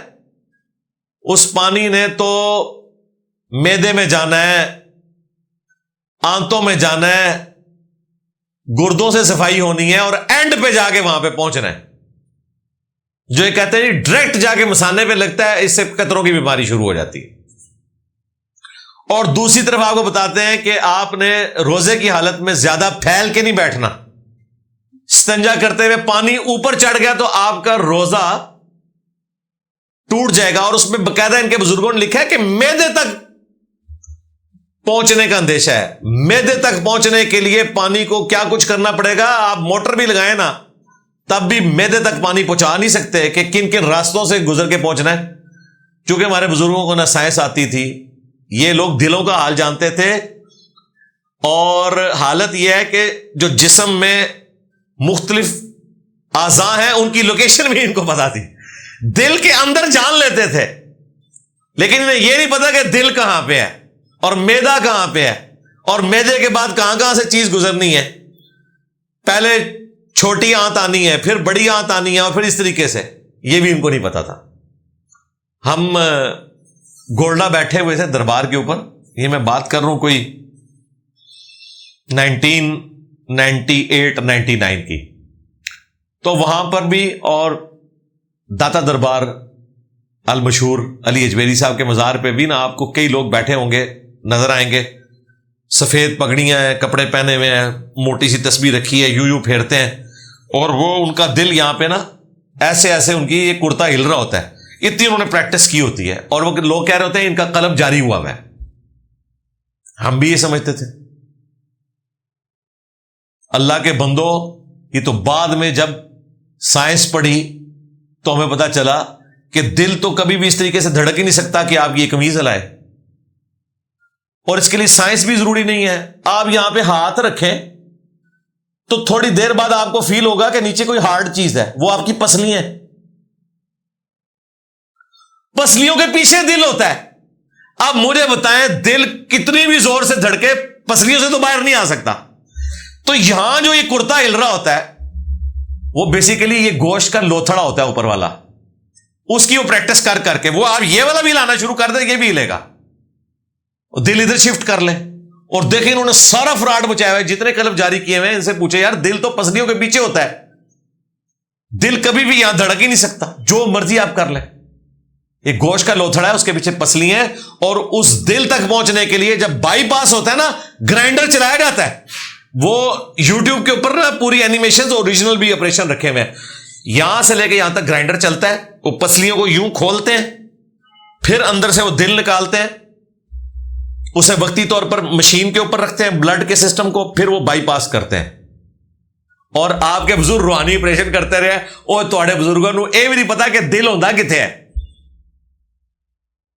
اس گوشت کو ہلا لا کے بتا رہے قلب جاری ہوا ہے. قلب اللہ کے فضل سے ہر انسان کا جاری ہے، چاہے وہ مسلمان ہے یا کافر ہے، کیونکہ قلب بند ہو گیا تو بند ہی ختم ہو جائے گا. تو وہ جاری ہے، اللہ کا شکر ہے. کرنٹ شاہ میری ایک ویڈیو ہے، وہ آپ دیکھ لیں. علماء کرام یہ کہانی کرواتے ہیں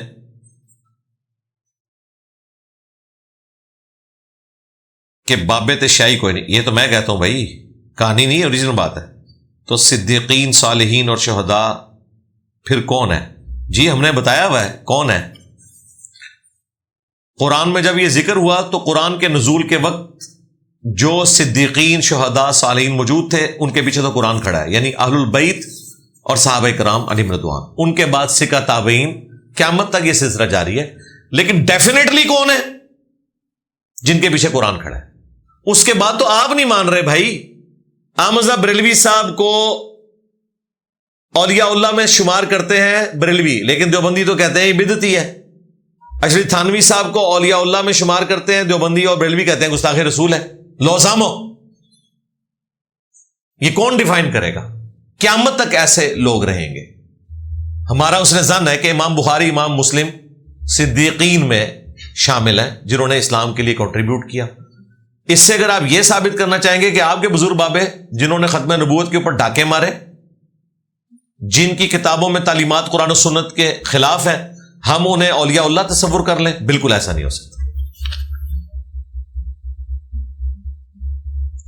بیوی سے ناراضگی کتنی دیر رکھنی چاہیے؟ اگر ناراضگی کے باوجود گھر کا سارا خرچ اٹھا رہے ہیں تو کیا نہ بولنا بیوی سے گناہ تو نہیں؟ بالکل گناہ ہے۔ عام مسلمان کے بارے میں بخاری میں ہے 3 دن سے زیادہ آپ ناراض نہیں رہ سکتے۔ بیوی سے تو زیادہ سے زیادہ ناراضگی اتنی دیر ہونی چاہیے جتنی دیر وہ معاملہ ہوا ہے، اس کے بعد آپ گھر سے باہر نکل جائیں اور واپسی پہ آپ راضی راضی گھر آ جائیں، بس، اس سے زیادہ کوئی ناراضگی نہیں۔ میاں بیوی کا تو رشتہ اس کے بغیر چل نہیں سکتا۔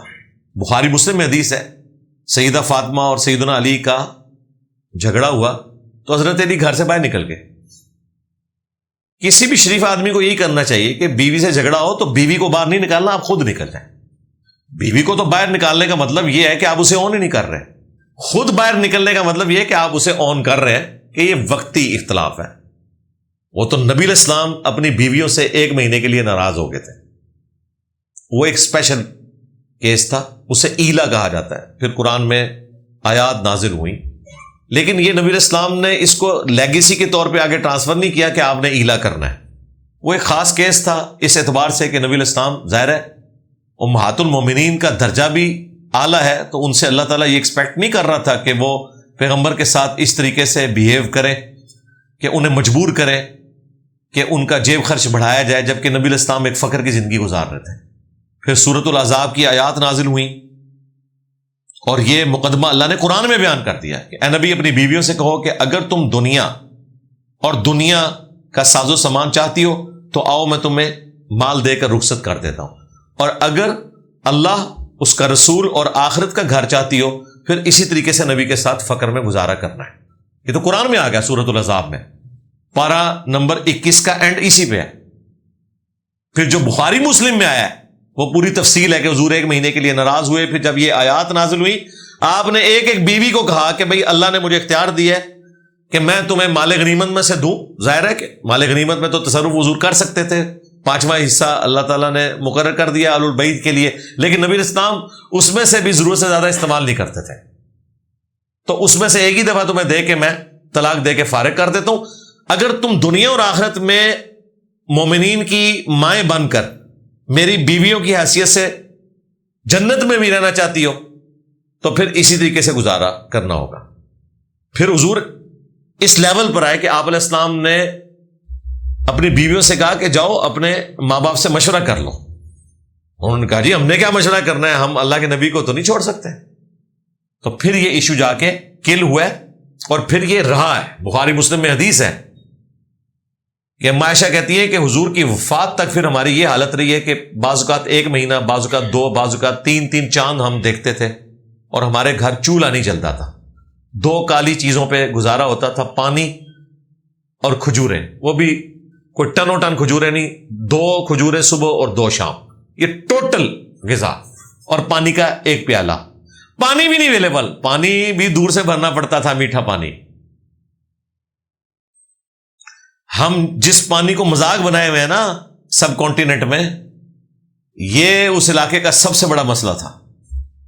ہم تو جناب جب چاہتے ہیں جتنا مرضی پانی پی لیتے ہیں، ضائع کر دیتے ہیں۔ یہ والا پانی آج بھی سندھ میں، بلوچستان میں، افریقہ میں بہت بڑا ایشو ہے، صرف پینے کا پانی۔ آج بھی اس پریزنٹ ورلڈ میں پاکستان میں سینکڑوں گاؤں ایسے ہیں جہاں عورتیں روزانہ 5 میل یعنی آلموسٹ 7.5-8 کلومیٹر پیدل سفر کرتی ہیں گھڑے اٹھا کر، پینے کا پانی لے کے آتی ہیں۔ ہاں، پینے والا میٹھا پانی اویلیبل نہیں۔ اپنے کپڑے گھر کے دھونے والے، وہ بھی پھر سفر کر کے دھونے کے لیے جاتی ہیں۔ وہ عورتیں تو ایک دن میں وہ مشقت اٹھا رہی ہیں کہ ہماری گھر کی عورتیں تو شاید پوری زندگی وہ والی مشقت نہ انہوں نے اٹھائی ہوئی ہو اس پریزنٹ ورلڈ کے اندر۔ تو اس زمانے میں یہ بات، میٹھے پانی کا 1 کپ ملنا، 1 پیالہ ملنا، یہ بھی بہت بڑی بات تھی، لیکن گزارا کیا۔ میرا میڈیسن سیل کرنے کا کام ہے۔ کچھ میڈیسن ایسی ہیں جن کو لوگ نشے کے طور پر استعمال کرتے ہیں، کیا وہ میڈیسن سیل کرنا گناہ ہے؟ اگر تو صرف نشے کے لیے استعمال ہوتی ہیں پھر تو سیل کرنا گناہ ہے، سیدھی سی بات. اور اگر یہ دوائی کے طور پر بھی ہے تو پھر جو نشہ کرتا ہے وہ وبال اسی کے اوپر ہوگا، آپ گناہ گار نہیں ہیں. لیکن اگر آپ کو شکل سے ایک پاؤڈر ہی نظر آ رہا ہے اور آپ کو پتا ہے اس نے نشہ ہی کرنا ہے تو اسے تو بالکل نہیں دینا چاہیے. باہر کے ملکوں میں تو آپ عام دوائی بھی نہیں لے سکتے بغیر پرسکرپشن کے، ڈاکٹر لکھ کے دیتا ہے. اسی لیے جو ہمارے باہر کے ملکوں سے لوگ آتے ہیں یہاں سے ڈسپرین اور پتہ نہیں کیا کچھ لے کے جاتے ہیں ساتھ، وہ کہتے ہیں وہاں تو، اور وہ طریقہ بہتر ہے، وہ امیونٹی کو ڈیولپ ہونے دیتے ہیں. یہاں تو فوراً جو ہے نا ڈاکٹرز جو ہیں وہ اتنی ہیوی ڈوز لکھ دیتے ہیں، اسٹیرائڈز دے دیتے ہیں، اور پھر لوگ فخریہ بتا رہے ہوتے ہیں فلاں ڈاکٹر کے پاس گئے، پہلی دوائی تے آرام آ گیا، انہیں پہلی دوائی تے ہی تیرا بیڑا غرق کر دیتا ہے، جسم کا امیونٹی سسٹم ختم ہو جاتا ہے. میں نے اپنے گھر میں آبزرو کیا ہے، میری جو بڑی والی بیٹی ہے نا، اس وقت ہمارے جو ایک فیملی ڈاکٹر تھے نا وہ رشتے میں میرے تایا لگتے تھے، اب وہ امریکہ شفٹ ہو گئے، وہ ہومیوپیتھک ڈاکٹر تھے. جب کبھی بچی نے بیمار ہونا تو حالانکہ ہمارے پاس ایلوپیتھک والی یعنی ایک فیسلٹی بھی تھی لیکن ہم ان سے دوائی لیتے تھے، اور ہومیوپیتھک ادویات تو آپ کو پتا ہے ان کا کوئی سائیڈ افیکٹ نہیں ہوتا، ان کا اپنا افیکٹ بھی ہو جائے تو بڑی بات ہے، سائیڈ افیکٹ کہاں سے ہونا ہے، وہ بڑا آہستہ آہستہ کام کرتی ہے. تو ہومیوپیتھک دوائی لیتے تھے اور زیادہ تر وہ ادویات اسی قسم کی ہوتی ہیں، ان میں کوئی اینٹی بایوٹکس والا تو ایشو ہی نہیں ہے. وہ بچی ہماری جو ہے نا وہ 3-3 4-4 دن بیمار پڑی رہتی تھی، ماں باپ سے تو نہیں دیکھا جاتا، لیکن ہم اس سلسلے کو چلاتے رہے، 2-3 سال 4 سال کی وہ ہو گئی. اس کے بعد اللہ کا شکر ہے آلموسٹ اب 20 سال عمر ہونے والی ہے، ہمارے گھر میں وہ بچی ہے کہ وہ بیمار ہی نہیں کبھی ہوتی. تو مجھے وائف اس دن بتا رہی تھی، تم نے نوٹ کیا کہ یہ کیوں نہیں بیمار ہوتی کبھی؟ کیونکہ اس کی امیونٹی ڈیولپ ہوگی، بچپن میں ٹریننگ صحیح ہوگی نا کہ اسے اینٹی بایوٹکس. اچھا اس کے بعد جو بچے ہیں ان کو اینٹی بایوٹکس پہ لگایا ہے، مہینے میں 1-2 دفعہ انہوں نے بیمار ہونا ہے، پھر پوری انہوں نے کورس کرنا ہے، پھر ٹھیک ہونا ہے. تو یہ گورے دوائیاں بنا کے آپ کے متھے مار رہے ہیں، لیکن انہوں نے خود بھی یہ لرن کیا ہے کہ یہ کوئی طریقہ نہیں ہے، اس سے امیونٹی ڈیولپ نہیں ہوتی، الٹا آپ کے لیے ایک مصیبت بن جاتی ہے. اس لیے عام نزلہ زکام، گلا خراب ہو، تھوڑا بہت بخار ہو، بخار کی دوائی آپ ضرور لے لیں، اینٹی بایوٹکس نہ لیں، آپ ہربل لے لیں، سٹیم لینا شروع کر دیں. اسی طریقے سے آپ یہ توت سیاہ شربت جو ملتا ہے یہ استعمال کرنا شروع کر دیں، قہوہ بنا کے پی لیں. ویسے بھی وہ جو وائرل ڈیزیز ہے اس نے اپنا وہ پیریڈ پورا کرنا ہوتا ہے، دوائی لیں یا نہ لیں. ہاں جب معاملہ زیادہ بگڑ جائے، وہ بیکٹیریل انفیکشن والا کوئی ایشو اس اعتبار سے ہونے کے چانسز ہوں، وہ ایک الگ چیز ہے. ادروائز عام نزلہ زکام کے لیے، چھوٹے موٹے بخار کے لیے بھی دوائی نہیں لینی چاہیے. ہاں بخار کو ٹھنڈا کرنے کے لیے آپ وہ گولی استعمال کر سکتے ہیں، وہ ایک الگ چیز ہے. ادروائز یہ اینٹی بایوٹکس لینا یہ ظلم ہے. محرم، عید، میلاد النبی، محفل میلاد پر جو لوگ کھانا وغیرہ تقسیم کرتے ہیں کیا وہ جائز ہے؟ جو لے کے آئے نا اسے پوچھے کس کے نام کا ہے، اگر وہ کہے کہ یہ اللہ کے نام کا ہے تو کھا لیں، اور اگر وہ کسی بزرگ کی طرف منسوب کرے کہ کہے کہ ان کے نام کا ہے پھر بھائی آپ نے نہیں کھانا. ہاں اصالہ ثواب والا معاملہ ہو اللہ کے نام کا پھر کوئی حرج نہیں. البتہ ہم ان ایکٹیویٹیز کو، جس طرح آپ کو 11ویں کا ختم دلوا کے نیاز تقسیم کرتا ہے اور وہ کہتا ہے عبد القادر جیلانی کی روح کے اصالہ ثواب کے لیے اللہ کے نام کی، تو ہم اس کھانے کو تو حرام نہیں کہتے. یہ ایکٹیویٹی ضرور بدعت ہے لیکن اس کھانے کے اوپر شریع فتویٰ نہیں لگے گا، وہ آپ کھا سکتے ہیں. میرے ابو کے اپنے خاندان کے ساتھ زمینی تنازعات چلتے رہتے ہیں جن میں ہم حق پر ہیں، جس کی وجہ سے میرے چچا اور تایا میرے والد صاحب کے ساتھ لڑتے جھگڑتے رہتے ہیں. قرآن و سنت کی رہنمائی فرمائے کہ میں اپنے ان رشتہ داروں کے ساتھ کس حد تک تعلق توڑ سکتا ہوں. اور یار جان چھڑا لو، دے دلا کے جان چھڑاؤ. ہمارے بھی اپنے اسی قسم کے معاملات چل رہے تھے. تو اللہ کا شکر ہے والد صاحب کو قائل کیا, 6-7 مرلے زمین خود سے دے دی, ایک کمرشل جگہ کے اوپر تھی, روڈ کے اوپر. میں نے کہا جی ہمارے پاس 70 موجود ہے, وہ 77 تھی, اپنی انہوں نے کسی زمانے میں بیچ کے سارے ہمارے قریبی رشتہ دار کھا بیٹھے, بعد میں اس جگہ کی ویلیو چڑھ گئی. اب انہوں نے کہا کہ نہیں جی یہ اتنا حصہ ہمارا اور بنتا ہے, مقدمات بھی جیت لیے, پھر وہ سٹے لے لیتے تھے. اینڈ رزلٹ یہ ہے کہ نہ وہ زمین ہمارے کسی کام کی نہ ان کے کام کی. پھر ہم نے صلح کر کے 7 مرلے زمین دی, اور والد صاحب نے کہا کہ بھئی یہ میں اپنی خوشی سے نہیں دے رہا, میں آخرت میں بدلہ لوں گا اس کا, میں اس جھگڑے کو مٹانے کے لیے. تو ٹھیک ہے, دنیا میں بھی سکون میں آگے, اور آخرت میں تو دیکھیں اس کا کیا اجر ملنے والا ہے. بخاری مسلم حدیث ہے, ایک 42 زمین بھی اگر کسی نے دبا لی نا کسی کی, تو 7 زمینوں کا توق اس کے گلے میں ڈالا جائے گا. یہ تو دبانے والے کے اوپر عذاب ہے نا, جس کی دبائی ہے اس کو انعام بھی پھر اسی اعتبار سے مل رہا ہوگا. تو میں نے یہ دیکھا ہے کہ رشتہ داروں کے معاملات میں اگر آپ کو نقصان بھی اٹھانا پڑتا ہے نا, اپنی رشتہ داری کو خراب نہ کریں, دے دلا کے جان چھڑا لیں, کیونکہ بعض اوقات پھر قتل و غارت تک نوبت آ جاتی ہے اور معاملات ہو جاتے ہیں. سب سے زیادہ اگر آپ کی لائف ونریبل کوئی کر سکتا ہے نا, تو آپ کا قریبی رشتہ دار اور دوست کر سکتا ہے. باہر کا بندہ تو کوئی بھی حملہ آور نہیں ہو سکتا, اسے تو پوری ریکی کرنی پڑے گی, کیا کچھ کرنا پڑے گا. لیکن آپ کے رشتہ دار تو 100% آپ کو جانتے ہیں, آپ کس وقت کہاں ہوتے ہیں, اور آپ ان سے ایکسپیکٹ بھی نہیں کریں گے وہ آپ کو نقصان بھی پہنچائیں گے. کئی لوگ ایسے ہیں وقتی طور پہ صلح کرتے ہیں, بعد میں پورا خاندان قتل کر دیتے ہیں. تو بہتر یہ ہے کہ آپ ڈیفینسو موڈ میں جائیں, اپنی جیب سے بھی کچھ لگانا پڑتا ہے کر کے جان چھوڑیں. یار آخرت کا دن ہے نا, آپ یہ سمجھیں یہ نیکیاں آخرت کے لیے سٹور ہو گئی ہیں, اپنے آپ کو سیٹسفائی کر, کیا فرق پڑتا ہے. مجھے بتائیں اگر اس جھگڑے کی وجہ سے آپ کا باپ قتل ہو جاتا ہے, یا وہ کچہری کے چکر کاٹ کاٹ کے سائیکو مریض بن جاتا ہے, تو پھر تو آپ نے کہنا تھا یار یہ ساری زمین بھی لے لیتے, میرا باپ تو بچ جاتا. پھر اینڈ پہ یہ سوچ رہے ہوتا ہوں پہلے جان چھڑاؤ. اور یہ کوئی لسا ہونا نہیں ہے کہ انسان جو ہے وہ آخرت کے لیے معاملے کو سٹور کر لے. سورہ شورا میں آیا کہ برائی کا بدلہ اسی لیول کی برائی ہے, لیکن اگر کوئی شخص معافی کی روش اختیار کرتا ہے نا, تو اس کا اجر اللہ کے حضور پکا ہے. اور اس طرح کی جو دشمنی ہے ان میں معافی کی روش اختیار کرنے میں آپ کا اپنا فائدہ بھی ہے, پھر قطع تعلقی سے بھی آپ بچ جاتے ہیں. تو اس لیے ماں باپ کو سمجھایا کریں.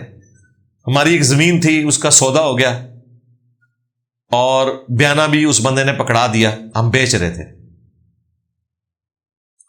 اور الٹیمیٹلی وہ شخص رقم ارینج کرنے میں ناکام ہو گیا.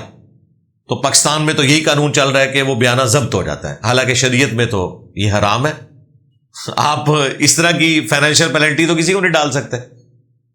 تو میرے والد صاحب نے مجھ سے پوچھا کہ اب ان پیسوں کا کیا کرنا ہے. یہ 60-70 ہزار روپے تھے, اور آج سے میں کو 15-20 سال پہلے کی بات کر رہا ہوں. بڑی رقم تھی, آج کے لاکھوں روپے بنتے ہیں. میں نے کہا جی یہ حرام ہے ہمارے اوپر. ہم عشاء کی نماز کے بعد گئے, ان کو گھر واپس کر کے آئے پیسے, کہ جی یہ آپ کے پیسے ہیں. وہ بڑے حیران ہو گئے, جی یہ کیسے ہو سکتا ہے, کوئی بندہ بیانہ نہ دبائے. تو ہمیں تو پتہ ہے نا کہ یہ آخرت کے لیے ہم جو ہے وہ یہ ایک لعنت کما رہے ہیں. اچھا وہ زمین ہماری نہیں بکی, اس زمانے میں وہ زمین بک رہی تھی 70-80 ہزار روپیہ مرلہ, آج اس کی قیمت جو ہے نا 7-8 لاکھ روپے مرلہ ہے. ابھی تک نہیں, وہ بیچی ہی نہیں, ضرورت بھی نہیں تھی. وہ بس ہم اس وقت ایک تازہ جھگڑے سے فارغ ہوئے تھے, تو ہم نے کہا چلیں اب بیچ دیتے ہیں, جان چھوڑ دے, بعد میں کوئی مسئلہ نہ کھڑا ہو جائے. مسئلہ تو کھڑا ہی نہیں ہونا تھا, ظاہر ہے ہم نے 7 مرلے ان کو بھی دی ہوئی تھی, وہ پڑی ہوئی ہے اب. تو اس طریقے سے ڈیفینسو موڈ میں جانے میں دنیا میں بھی فائدہ ہوتا ہے, اور آخرت کے پوائنٹ آف ویو سے بھی. اگر کوئی خود کو سید کہتا ہے تو کیسے معلوم ہوگا کہ وہ سید ہے؟ ہاں جی شاہ جی, بٹ صاحب کو کیسے پتا چلے گا کہ آپ سید ہیں؟ بھئی ڈی این اے ٹیسٹ کروائیں. اس وقت تو یہی ہو سکتا ہے, لاکھوں روپیہ لگتا ہے, اور اس ڈی این اے ٹیسٹ نے تو بڑی بڑی ہستیوں کو مشکوک کر دیا ہے. ہاں پہلے تو سنی سنائی بات تھی. ہمارے جو پنڈی والے بھائی ہیں نا, علی اللہ حسن نقوی صاحب, انہوں نے مجھے یہ بات کی تھی کہ عبد القادر جیلانی کا ڈی این اے حضرت علی سے یا امام حسن حسین سے نہیں مل رہا، ان کا سید ہونا کوئی ثابت نہیں ہو رہا. یہ یعنی گوروں نے جو ڈی این اے کی کیلکولیشن کی ہے. تو میں نے ان کی بات کہیں سٹور کی ہوئی تھی. ابھی اگلے دنوں کو 3-4 ہفتے پہلے نا ہمارے لائیو سیشن میں ایک بندہ جرمنی سے آیا، اور وہ بندہ بہت ماشاءاللہ پڑھا لکھا بندہ، مختلف انٹرنیشنل کانفرنسز میں شریک بھی ہوتا ہے، اس کا اپنا شغف بھی ہے. یہ بین المذاہب جو کانفرنسز ہوتی ہیں یہودیوں کی، کرسچنس کی، ان میں بھی جاتا ہے. وہاں کے کافی سارے اعتراضات جو اسلام پہ وہ لے کے آتا ہے، پھر لائیو سیشن میں سوال کرتا ہے، پھر میں جواب دے دیتا ہوں. تو اس نے اب آگے پتہ کیا سوال کیا، اس نے کہا جی کہ یہاں تو جو سید کہلاتے ہیں سب کانٹیننٹ میں، اور آپ لوگوں نے عبد القادر جیلانی کے بارے میں کلیم کیا ہے، تو اس نے کہا جی ہمیں تو ایک شیعہ عالم نے کہا ہے کہ یہ عبد القادر جیلانی کو آپ نے جان بوجھ کے سید ڈکلیئر کیا ہے، کیونکہ اس وقت تک سنیوں پہ یہ تان کیا جاتا تھا کہ کوئی سید بزرگ نہیں ہے آپ کے اندر. اچھا یہ بات کسی حد تک درست ہے، یہ جتنے صوفی ہیں نا کوئی بھی ان میں سید نہیں ہے. ایک آپ کو یہ علی اجویری صاحب ملیں گے یا عبد القادر جیلانی. عبد القادر جیلانی کے جو اپنے پیر ہیں، ان کے اپنے پیر پھر اس طریقے سے عبد الواحد، پھر اس کے پیچھے جنید بغدادی، ابو بکر شبلی، معروف کرخی، داؤد تائی، حبیب الاجمی، یہ سب غیر سید ہیں. وہ کہتے ہیں جی یہ ایک ٹوٹل پورا کیا گیا کہ بھئی چلو، لوگ تانا دیتے تھے شیعہ کہ جی کوئی سید تمہارے اندر نہیں ہے، آل رسول کوئی نہیں ہے. تو انہوں نے کہا ٹھیک ہے جی عبد القادر، یہ ان کا کہنا. اچھا پھر انہوں نے کہا جی کہ یہ ڈی این اے والا بھی ایشو وہ کہہ رہے ہیں کوئی نہیں مل رہا. اچھا اب آپ سوچ رہے ہوں گے ڈی این اے انہوں نے کہاں سے نکالا ہے سیدوں کا؟ جو نسل در نسل سید چل رہے ہیں نا یمن کے، جو آج بھی اسی طریقے سے رہتے ہیں. بخاری مسلم میں اہل یمن کے لیے حضور کی دعائیں ہیں، جہاں سے وہ ویسے کرنی ہے. وہ قبائل آج بھی زیدی ہیں، جو یہ حوثی قبائل جن کو آپ کہتے ہیں نا، جن کا کنفلکٹ چل رہا ہے سعودی عرب کے ساتھ، جس کو آپ سنی شیعہ کنفلکٹ کہتے ہیں، وہ سنی شیعہ کنفلکٹ نہیں ہے. زیدی وہ گروہ ہے جن کو سنی کہتے ہیں یہ شیعہ، اور شیعہ کہتے ہیں وہ سنی ہے، اس لیے کہ وہ حضرت ابو بکر عمر کی خلافت کو بھی برحق مانتے ہیں، حضرت علی کو وہ افضل سمجھتے ہیں، لیکن تینوں خلفاء کا وہ احترام کرتے ہیں، پہلے 3 کا. اور وہ وضو میں پاؤں دھوتے ہیں سنیوں کی طرح. ٹھیک ہے، ان کی کافی ساری چیزیں اہل سنت سے میچ کرتی ہیں. عقائد میں تو آلموسٹ وہی والا معاملہ ہے، توحید میں بھی پکے ہیں، مزارات کے وہ مخالف ہیں. اور انہوں نے کبھی اپنا علاقہ نہیں بدلا، وہ ہجرت کر کے کبھی کہیں نہیں گئے. اسی خاندان سے امام حسین علیہ السلام کی بھی ایک شادی تھی، جو وہ کلیم کرتے ہیں کہ یہ امام حسین جو راستہ بدل رہے تھے تو وہ پہلے یمن آنا چاہ رہے تھے، جو ناسبی کہتے ہیں وہ دمشق جا رہے تھے، اور ہمارے نزدیک وہ کوفہ ہی جا رہے تھے راستہ بدل کے، تاکہ راستے میں کوفی انہیں روک نہ لے. وہ کوفی جو شامیوں کے انڈر تھے، یعنی عبید اللہ ابن زیاد. تو وہ جو یمنی ہیں وہ نسل در نسل سید ہیں، ان کے پاس پورے شجرے ہیں، اور ان شجروں میں کوئی بندہ مسنگ بھی نہیں بٹ صاحب، 100%. اور وہ ان کے پاس، اور ان کا باقاعدہ ایک امیر ہوتا ہے، آج بھی ایک امیر ہے، اس کے بعد وہ مرنے سے پہلے اگلا امیر بنتا ہے. ان کا پورا سلسلہ جس طرح ان کا پیری مریدی کا چلتا ہے نا، ان کا پورا نسب چلتا ہے. ادھر سے انہوں نے ڈی این اے اٹھایا. یہ اردن کا شاہ حسین جو بڑا مشہور تھا وہ بھی سید ہیں، ان کے ڈی این اے اٹھائے ہیں. اس طرح انہوں نے پوری ایک ٹری ڈرا کی ہے، اور اس کے بعد وہ الٹیمیٹلی پہنچے ہیں کہ یہ جو چین ملتی ہے، یہاں پہ مولا علی کا ڈی این اے آتا ہے، یہاں پہ امام حسین کا آتا ہے، یہاں پہ نبی علیہ السلام کا ڈی این اے آتا ہے. جب وہ سارے خاندان ایک جگہ جمع ہو جاتے ہیں، حضرت ابراہیم علیہ السلام کا ڈی این اے کون سا بنتا ہے، وہ سارے خاندانوں سے اوپر کرتے کرتے جب انہوں نے وہ ساری چینز جمع کی ہیں نا، ان میں جو عبد القادر جیلانی کی اولاد ہونے کے لوگ دعوے دار ہیں، یا جس خاندان کا وہ ذکر کرتے ہیں وہاں بعد ہوا ہے، وہ تو کہتے ہیں اس طرح کا کوئی خاندان کبھی بھی ہجرت کر کے اس علاقے میں گئے ہی نہیں تھا. ٹھیک ہے، وہاں جن علاقوں کا وہ ذکر کرتے ہیں، وہاں کے لوگوں کا، ان کی اولاد کا کوئی ڈی این اے میچ ہی نہیں کرتا ان سیدوں کے ساتھ، جن کے ڈیفینیٹلی نسل در نسل پورا اہتمام کے ساتھ معاملہ چل رہا ہے.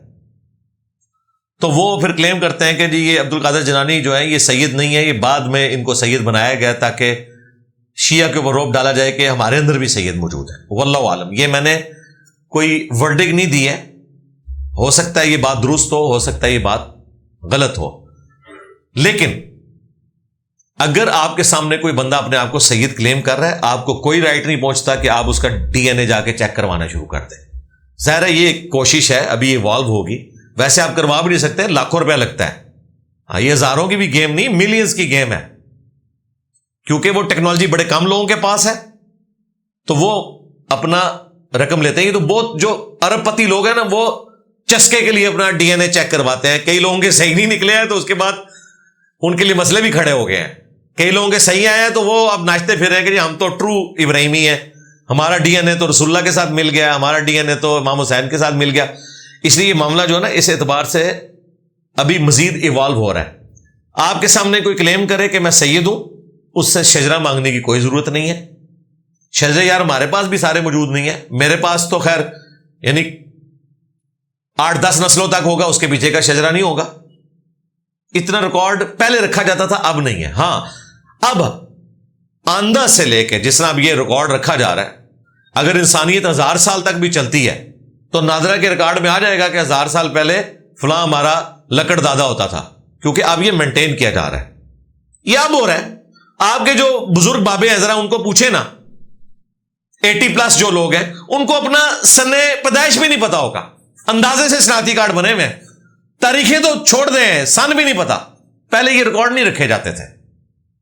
لوگ واقعات سے یاد رکھتے تھے کہ جب فلاں واقعہ ہوا تھا نا تو فلاں پیدا ہوا تھا. خود نبی علیہ السلام کے بارے میں ہے کہ آپ عام الفیل والے سال پیدا ہوئے، جس سال ہاتھی تباہ ہوئے تھے. تو ایکٹیویٹی سے یاد رکھا جاتا ہے. یہ تو اب سن ہے. ہمارے جیل میں بھی 1992 میں بہت بڑا سیلاب آیا تھا، جو ایک جیلم کی ہسٹری کا سب سے بڑا سیلاب تھا. بہت تباہی ہوئی تھی. اس سال بھی کئی لوگ پیدا ہوئے ہیں. تو وہ بچے یادگار ہیں کہ یہ سیلاب والے سال پیدا ہوئے سن. وہ 1992 تو ہم نے یاد رکھا ہوا ہے نا. تو جو سیلاب والے سال پیدا ہوئے ہیں نا، ان کی ماں نے اس کو سیلاب والے سال سے بھی یاد رکھا ہوا ہے. آج بھی یہ بینچ مارک رکھے جاتے ہیں، لیکن اب ریکارڈ موجود ہے. اب مستقبل میں کوئی اس طرح کا مسئلہ نہیں ہوگا. لہذا مہربانی کریں، اگر آپ کو کوئی سید کہتا ہے، اس کی شکل سیدوں والی نہیں ہے. یہ کہتے ہیں سید تو بھائی گورا چٹا اور اس طرح کا ہونا چاہیے. جس طرح کا آپ گورا چٹا ڈیمانڈ کر رہے ہیں نا، اس طرح کے اوریجنل سید بھی گورے چٹے نہیں تھے. عرب کے لوگوں کے رنگ اتنے سفید نہیں تھے جس طرح گوروں کے ہوتے ہیں. جس طرح ہم سب کانٹیننٹ کے لوگوں کے کلرز ہیں، اسی قسم کے کلر تھے. نبی علیہ السلام کے بارے میں بھی آپ کو یہ نہیں ملے گا کہ کوئی شوق قسم کا سفید کلر تھا. درمیانہ کلر تھا، نارمل کلر، اور وہی خوبصورت لگتا ہے. تو یہ جو آپ کو برائلر عربی آج کل نظر آ رہے ہیں نا، یہ برائلر عربی ہیں. اوریجنل والے عربی ابھی بھی جو بدو لوگ ہیں، ان میں سے تو کئی ایسے ہیں جن کے رنگ ہم سے بھی زیادہ سانولے ہیں. ظاہر ہے وہ دھوپ میں رہتے ہیں یار. دھوپ میں رہنے والے لوگوں کی یہی حالت ہوتی ہے نا. ادھر سے دیکھیں کتنے لوگ یورپ امریکہ گئے ہیں، جب وہ 5 سال بعد آتے ہیں تو گورے چٹے ہوئے ہوتے ہیں. بندہ کہتے ہیں یار اس نے دہی چمڑی لگوا لی ہے، کوئی دوائی استعمال کی ہے. نہیں، ماحول کا اثر ہوتا ہے. ادھر رکھیں. اسی میں نے کہا تھا ان پیروں کو جو یہ ایسیوں میں پلے بڑے ہیں، ان سے آپ کچھ عرصہ مزدوری کرائیں. مزدوری نہیں، آپ ان کو صرف جون جولائی میں روڈ کے کنارے صوفے میں رکھ دیں کہ یہاں بیٹھ کے یہ تسبیح پھیرتے رہیں، تو ساری ان کی روحانیت، ساری ان کی نورانیت فارغ ہو جائے گی جو انہوں نے فراڈ مچایا ہوا ہے. تو اس لیے یہ ضروری نہیں ہے کہ کوئی شخص آپ کے کرائٹیریا پہ پورا اترے تو وہ سید ہوگا. اور یہ صرف سید کے لیے بات نہیں کر رہا. کوئی اپنے آپ کو راجہ کلیم کرتا ہے، کوئی مغل کلیم کرتا ہے، کوئی ارائیں کہتے ہیں، تو بس ٹھیک ہے، جو چل رہی ہیں نارمس ان میں آپ نے ان کو ماننا ہے. اس میں جھگڑا کرنے کی ضرورت نہیں ہے. موجودہ حالات کے بارے میں آپ کی کیا رائے ہے؟ کس موجودہ حالات میں؟ بنوں کے؟ ہاں جی ہاں بھائی، ابھی تک یہ مسئلہ جو ہے نا وہ کسی نوکرے نہیں لگا. یعنی ابھی تک معاملات کلیئر نہیں ہیں. فی الوقت جو میڈیا میں خبریں آ رہی ہیں وہ انشاءاللہ ایوالو ہو جائے تو ہم اسپیشل ایک ٹاپک اس کو یہاں بنا کے ڈسکس کریں گے. بہرحال اس وقت جو احتجاج ہوا ہے وہ تو بہت غیر معمولی ہے. یعنی یہ ہمارے پولیٹیکل لیڈرز اور مذہبی جماعتیں تو زبانی کلامی ملین مارچ کہتے ہیں نا، ہمیں تو وہاں ملین مارچ نظر آیا ہے. اور بغیر کسی تفریق کے تمام سیاسی جماعتیں، تمام مذہبی جماعتیں وہاں جمع ہوئی ہیں.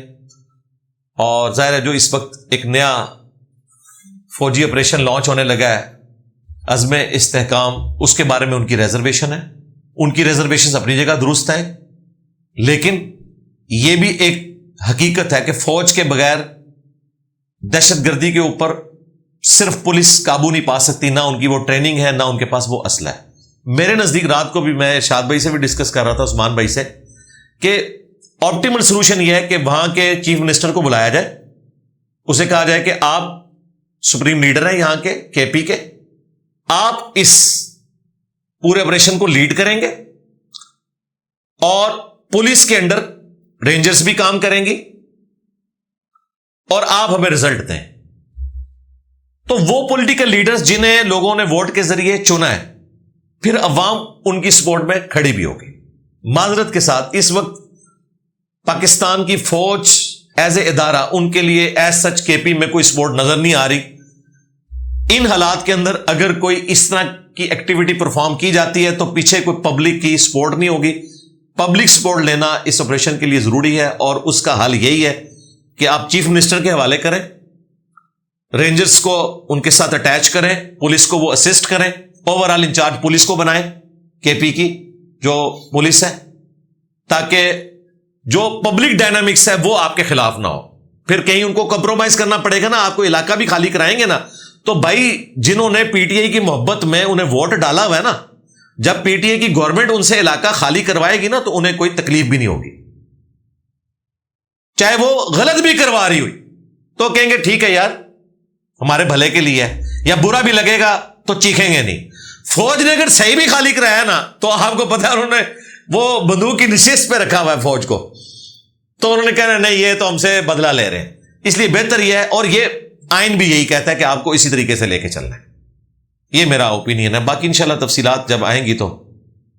احتراماً استاد یا والدین کا ہاتھ چومنا کیسا ہے؟ بالکل جائز ہے، صحابہ کرام کے ہاتھ چومے ہیں تابعین نے، لیکن حد رکوع نہیں آپ نے جھکنا، اٹھائیں چومیں، یعنی ان کے ہاتھ کو یوں اوپر اٹھا لیں بجائے یہ کہ آپ یوں کر کے جھکیں، یہ جائز ہے۔ اس کے اوپر میری تفصیلی ویڈیو ریکارڈ ہے، میرا خیال ہے جتنی پرچیاں ہوگی کافی ہیں، ابھی بھی کچھ پرچیاں ہیں اور اس سے پچھلے ہفتے کی بھی پرچیاں ہیں۔ اب دعا کر لیتے ہیں انشاءاللہ، باقی پرچیاں ہم اگلی دفعہ ڈسکس کریں گے۔ یہ پرچیاں بھی میں اس کے ساتھ ہی رکھ دیتا ہوں انشاءاللہ تعالی۔ جزاک اللہ خیرا۔ اللہم انی اسألک بانک انت اللہ لا الہ الا انت الاحد الصمد الذی لم یلد ولم یولد ولم یکن له کفوا احد وإلہکم الہ واحد لا الہ الا هو الرحمن الرحیم الف لام میم اللہ لا الہ الا هو الحی القیوم اللہم صلی علی محمد وعلی آل محمد اللہم ربنا آتنا فی الدنیا حسنہ وفی الآخرۃ حسنۃ وقنا عذاب النار لا الہ الا انت سبحانک انی کنت من الظالمین ربنا آتنا من لدنک رحمہ وہیئ لنا من امرنا رشدا۔ اے اللہ جن جن بھلائیوں کا سوال تیرے محبوب صلی اللہ علیہ وآلہ وسلم نے تجھ سے کیا، ہمارے حق میں، ہمارے ماں باپ کے حق میں، ہمارے بیوی بچوں کے حق میں، پوری امت کے حق میں قبول و منظور فرما۔ جن جن چیزوں کے شر سے تیرے محبوب صلی اللہ علیہ وآلہ وسلم نے تیری پناہ طلب کی، تمام مسلمانوں کو ان چیزوں کے شر سے اپنی پناہ عطا فرما۔ اے اللہ حاضرین کے دلوں میں جو جو نیک اور جائز دعائیں ہیں قبول فرما۔ حاضرین کے جو چھوٹے بڑے رشتہ دار فوت ہو چکے ہیں ان کی مغفرت فرما، جو بیمار ہیں انہیں شفا عطا فرما، جو زندہ ہیں انہیں موت سے پہلے قبر و آخرت کی تیاری کرنے کی توفیق عطا فرما۔ اے اللہ ہمارے ملک پاکستان کی خیر فرما، پورے عالم اسلام کی خیر فرما۔ اے اللہ خصوص بالخصوص فلسطین میں، انڈیا میں، کشمیر میں، چائنا میں، اردن میں، اے اللہ افغانستان کے اندر، یمن میں، جہاں کئی مسلمان تکلیف میں ہیں، اے اللہ غیب سے ان کی عزت آبرو جان و مال کی حفاظت فرما۔ ربنا آتنا من لدنک رحمۃ وہیئ لنا من امرنا رشدا۔ اللہم اغفر لحینا ومیتنا وشاہدنا وغائبنا وصغیرنا وکبیرنا وذکرنا وانثانا، اللہم من احییتہ منا فاحیہ علی الاسلام ومن توفیتہ منا فتوفہ علی الایمان سبحان ربک رب العزت عما یصفون وسلام علی المرسلین والحمد للہ رب العالمین وصلی اللہ علی النبی الکریم وعلی آلہ واصحابہ اجمعین الی یوم الدین.